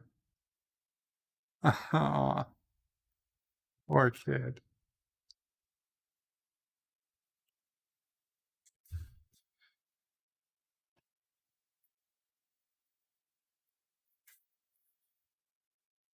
Okay. Yeah, not me. Sorry.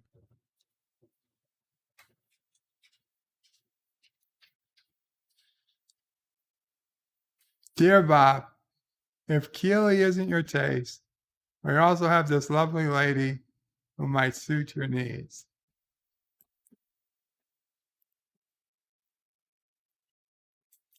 Damn it, that's not a lady. Dear Bob. Yeah, okay, that's the same thing twice. Delete. That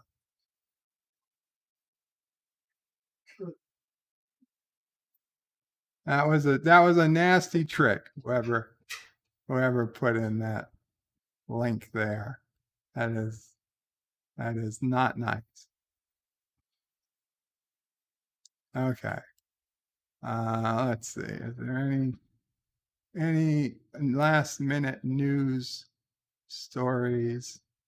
Pentagon puts 8,500 troops on high alert amid Ukraine tensions. Daniel says, vertebrae, thanks to Star Trek, the governments of the world are cracking down working on the time travel and possibly created several time machines already. Daniel is laughing at Dick Trickle. Crow says, lol, that's bird learning how to do things. What's the definition of insanity? One of the definitions is doing the same thing over and over and expecting a different result.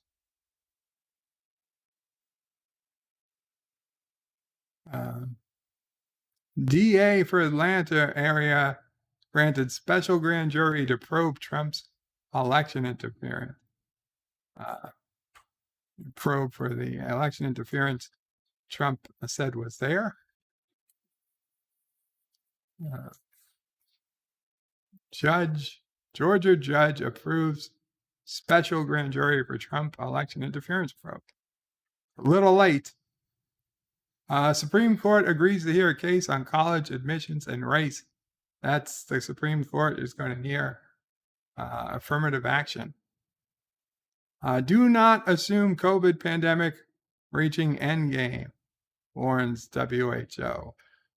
LA County seeing more fatalities from Omicron. That's sad.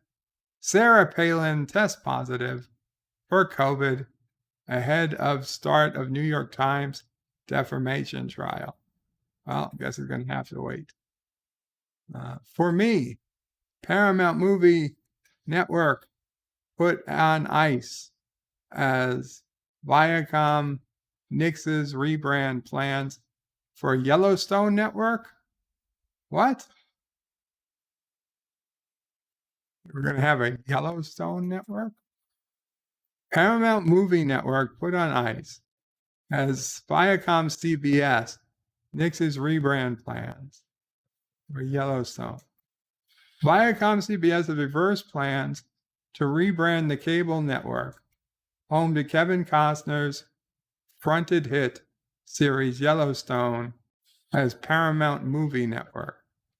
Deadline understands the company has put the plans, which first emerged in September 2020, on hold, in part due to COVID-19 pandemic, had a major impact on production. The original strategy was to turn Paramount Network into the Paramount Movie Network, which would air 52 original movies a year, with one miniseries or scripted series airing per quarter. Development of those movie projects was originally being overseen by Megan Hopper White, who joined the company from A&E, blah, blah, blah, blah, blah, but left a little over a year later.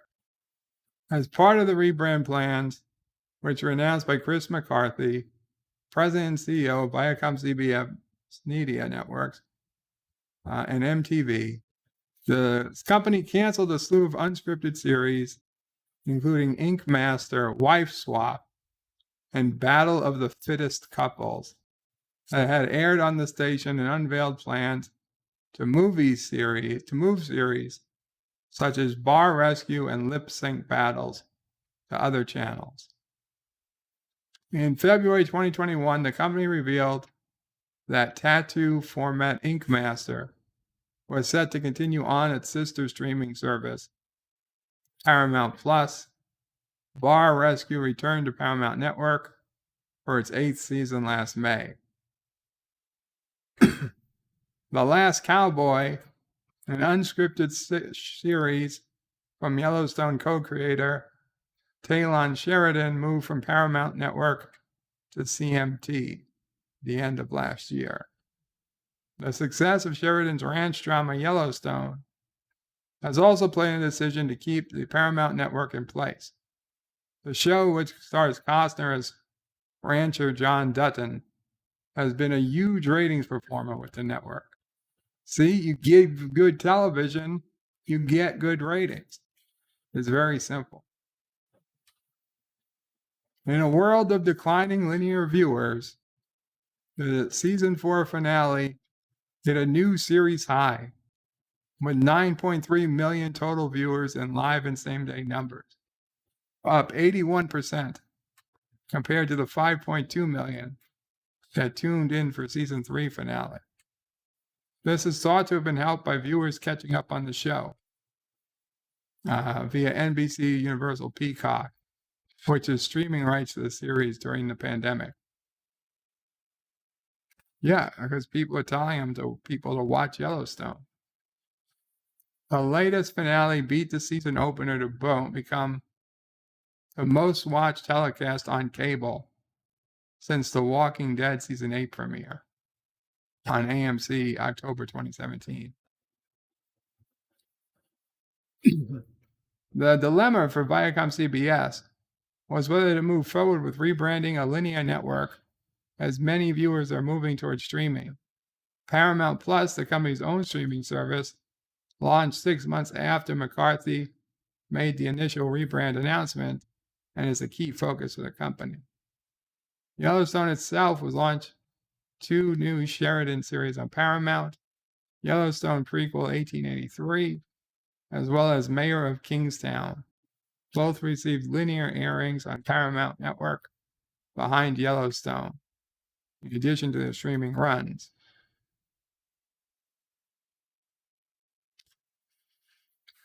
Yellowstone has been the sole scripted drama on Paramount Network, which regularly airs its feature films during prime time for some time. Military series 68 Whiskey was canceled in September 2018 after 1 season. A remake of Sexy Beast was given a straight-to-series order before being axed. and Darren star Emily in Paris was moved to Netflix, where it has been renewed for a third and final season. A third and fourth season after originally being ordered to Paramount Network. Okay, well, that's interesting. Jon Stewart once told Jeff Bezos at a private dinner with the Obamas that workers want more fulfillment than running errands for rich people.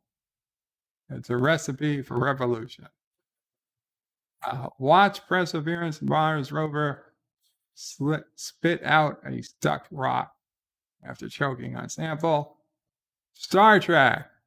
How many ships are in Starfleet in every era? I don't know. They're going to just link me to the next John DeMarco video. Pinning down the exact size of Starfleet in each era is difficult, but the efforts of dedicated Star Trek fan base have made it easier to estimate. Blah, blah, blah, blah. 2100s Enterprise. There's extremely little info on the size of Starfleet during the time of Star Trek Enterprise. Okay.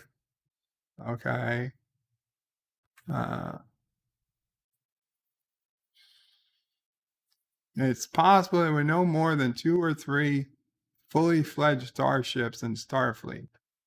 That would all change in the next century. Yeah, okay.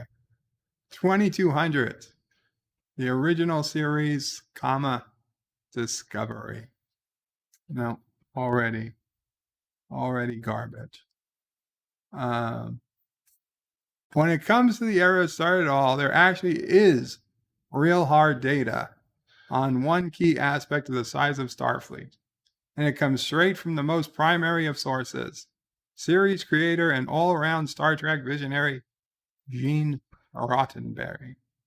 The Making of Star Trek author Stephen E. Whitfield was granted accesses to Roddenberry and his team of creatives who developed the original Star Trek series.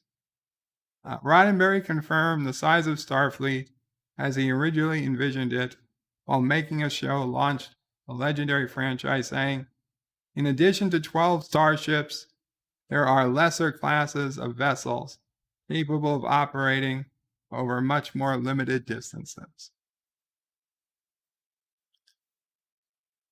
So how does Discovery fit in? Doesn't.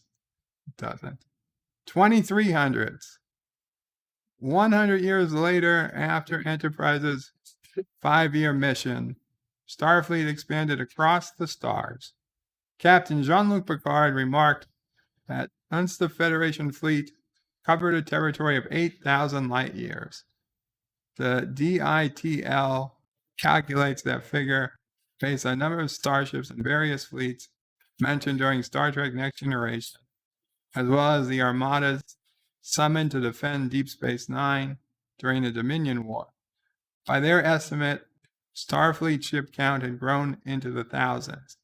More specifically, the most narrow figure is 5,000 to 10,000 starships, as Star Trek Voyager takes place within the same time frame as Next Gen, and Star Trek Picard picks up about a decade after Star Trek Nemesis concluded. It's unlikely the fleet grew substantially between the series. Well, we know the Orville, they have over 3,000 ships. So that would put Starfleet at twice the size. 2200s Kelvin timeline. That has nothing to do with the real timeline.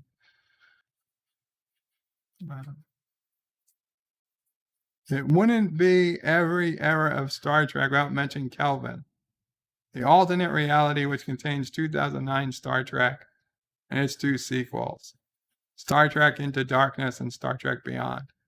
There is no data in the difference is in fleet size between the timelines if they exist at all. But it's likely Starfleet was roughly the same size as the primary timeline. No, it's not, because the ships are different sizes. And hell, it looked like more ships were destroyed in the original Star Trek 2009 movie than existed in all of TOS.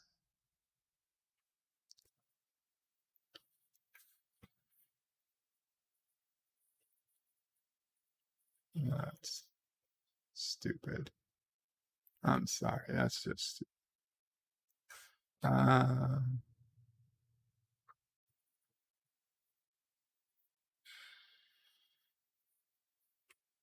Cash aid to poor mothers increases brain activity in babies. What? Cash aid to poor mothers increases brain activity in babies. Study finds.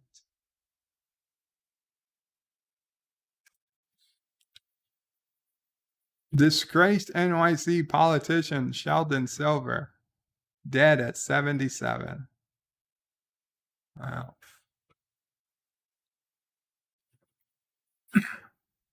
DHS warns of potential Russia cyber attacks amid tensions. No decision yet on direct talks with the U.S., Iran. I forget he's the new mayor. New York student mask mandate set to end. New York, Harry Potter and the Cursed Child actor fired from Broadway after complaint.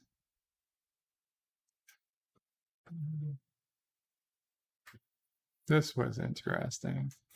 A Miami-bound luxury cruise ship diverted to the Bahamas to avoid arrest by feds. They were going to arrest the crew. Stocks end higher on dramatic sell-off. Dow cuts 1,000-point loss. Macy's, Nordstrom shares moved higher after report of coal takeover.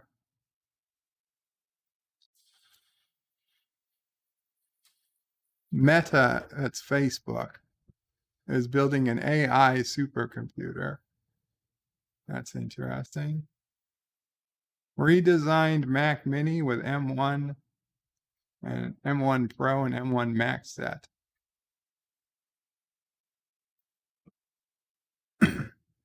Apple released more new products in 2022 than ever before. Twitter suspends Wordle ruining bot. What the hell is that? Your Wordle strategy says a lot about your life.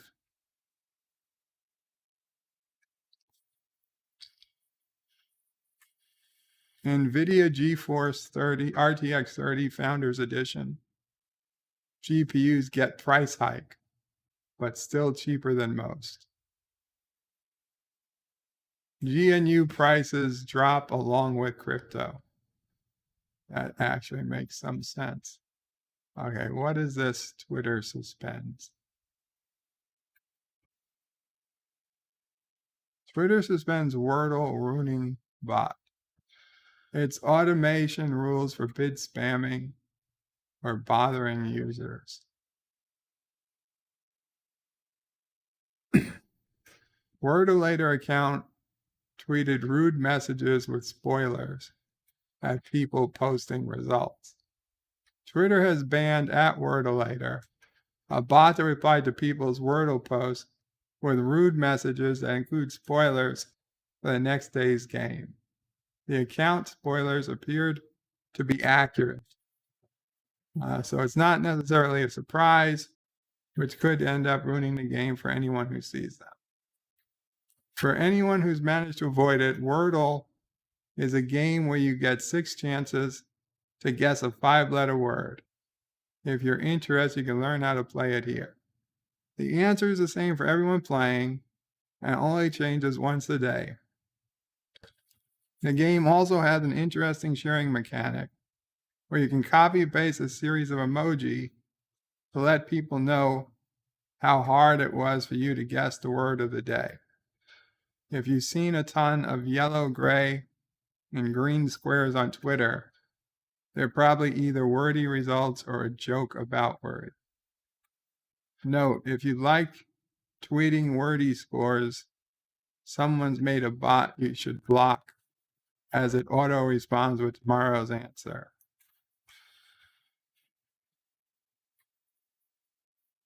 Guess what? People don't care about your mediocre linguistic escapades. To teach you a lesson, tomorrow's word is, and they covered it up.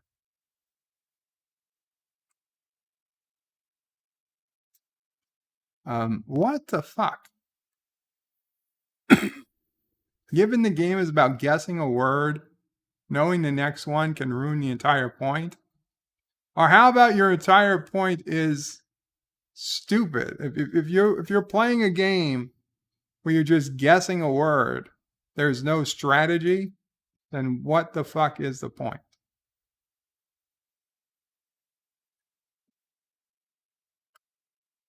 While this particular bot is gone, Twitter can become a dangerous place for people who want to post wordy results. The internet already figured out how to predict what the next word will be. So, yeah, why don't somebody just fix it?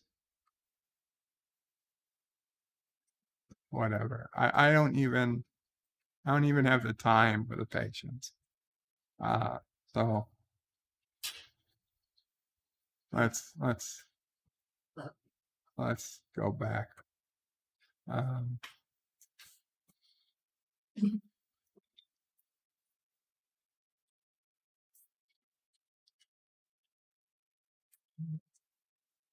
John DeMarco says he does talk about the size of Starfleet a bit in this video. Well, very cool. And Daniel says, Bird of Prey, Star Trek Section 31 was going to start production in 2020. But the pandemic hit and it got postponed. Now we have a chance sometime this year. Possibly, Daniel. Possibly. I highly doubt it, though. But, for your sake, Daniel, I hope they do. Sheldon Silver died. Who? Sheldon Silver, Oh, politician, yeah, I remember. dead at 77. What's up?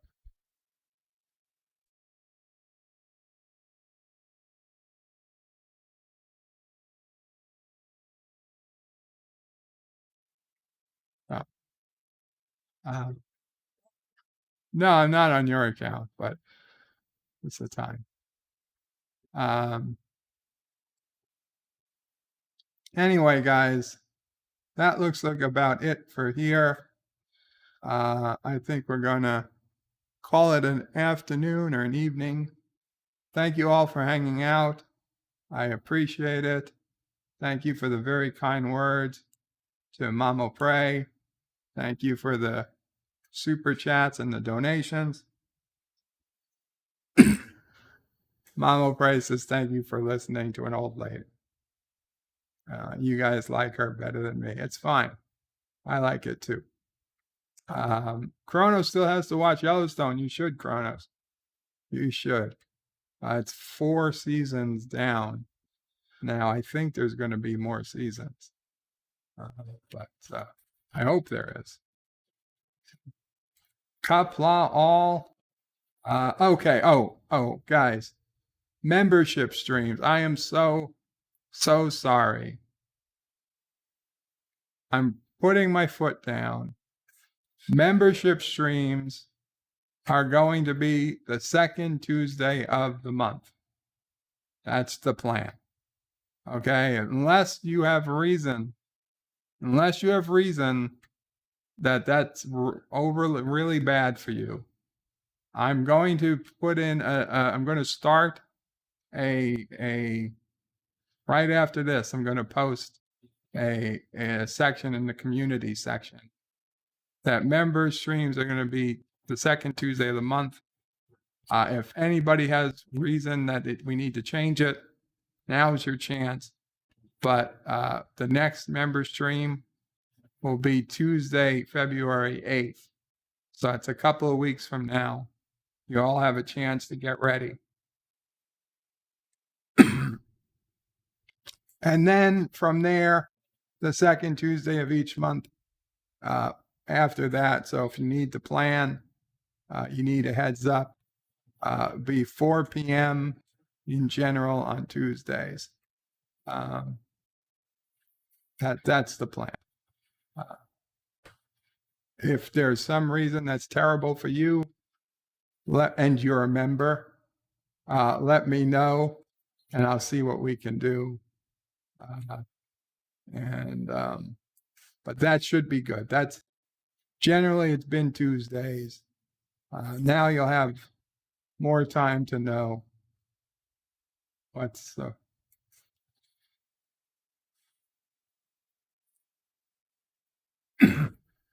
anyway. So Tuesdays, second Tuesday of the month, member streams. Generally, we do an hour or so for the member stream, and then I try to come on after that hour to just stream for everybody. It's an open panel stream. And I'd love to hear from you guys. During this. That's the whole purpose, is to get feedback from you guys. I mean, I can talk for an hour if you want, but I can do that anytime. So, Qapla all, thanks for coming, and bird out.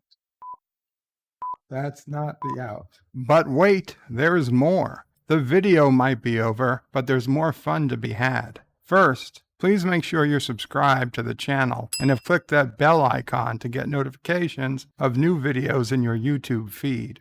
Share this video on social media to help this channel fight the algorithm that favors big media. Also check out www.birdoprey5.com for links to my other channels, various social media accounts, merch store, Dear Bop affiliate links, and all your Birdo Prey 5 needs. At the main Birdo Prey 5 YouTube channel, you can find all sorts of live streams and unlisted videos, YouTube membership options, and a community section with polls and updates on the channel. On the secondary channel, Birdo Prey 5X, you can find overflow content that doesn't always make the main channel. Subscribe to both channels, please. Thanks for watching. Remember, I stream almost every day. This is Birdo Prey 5 saying goodbye, world. Until next time. P.S. Hail Sassy, hail Charlie, and of course, hail Kuroga.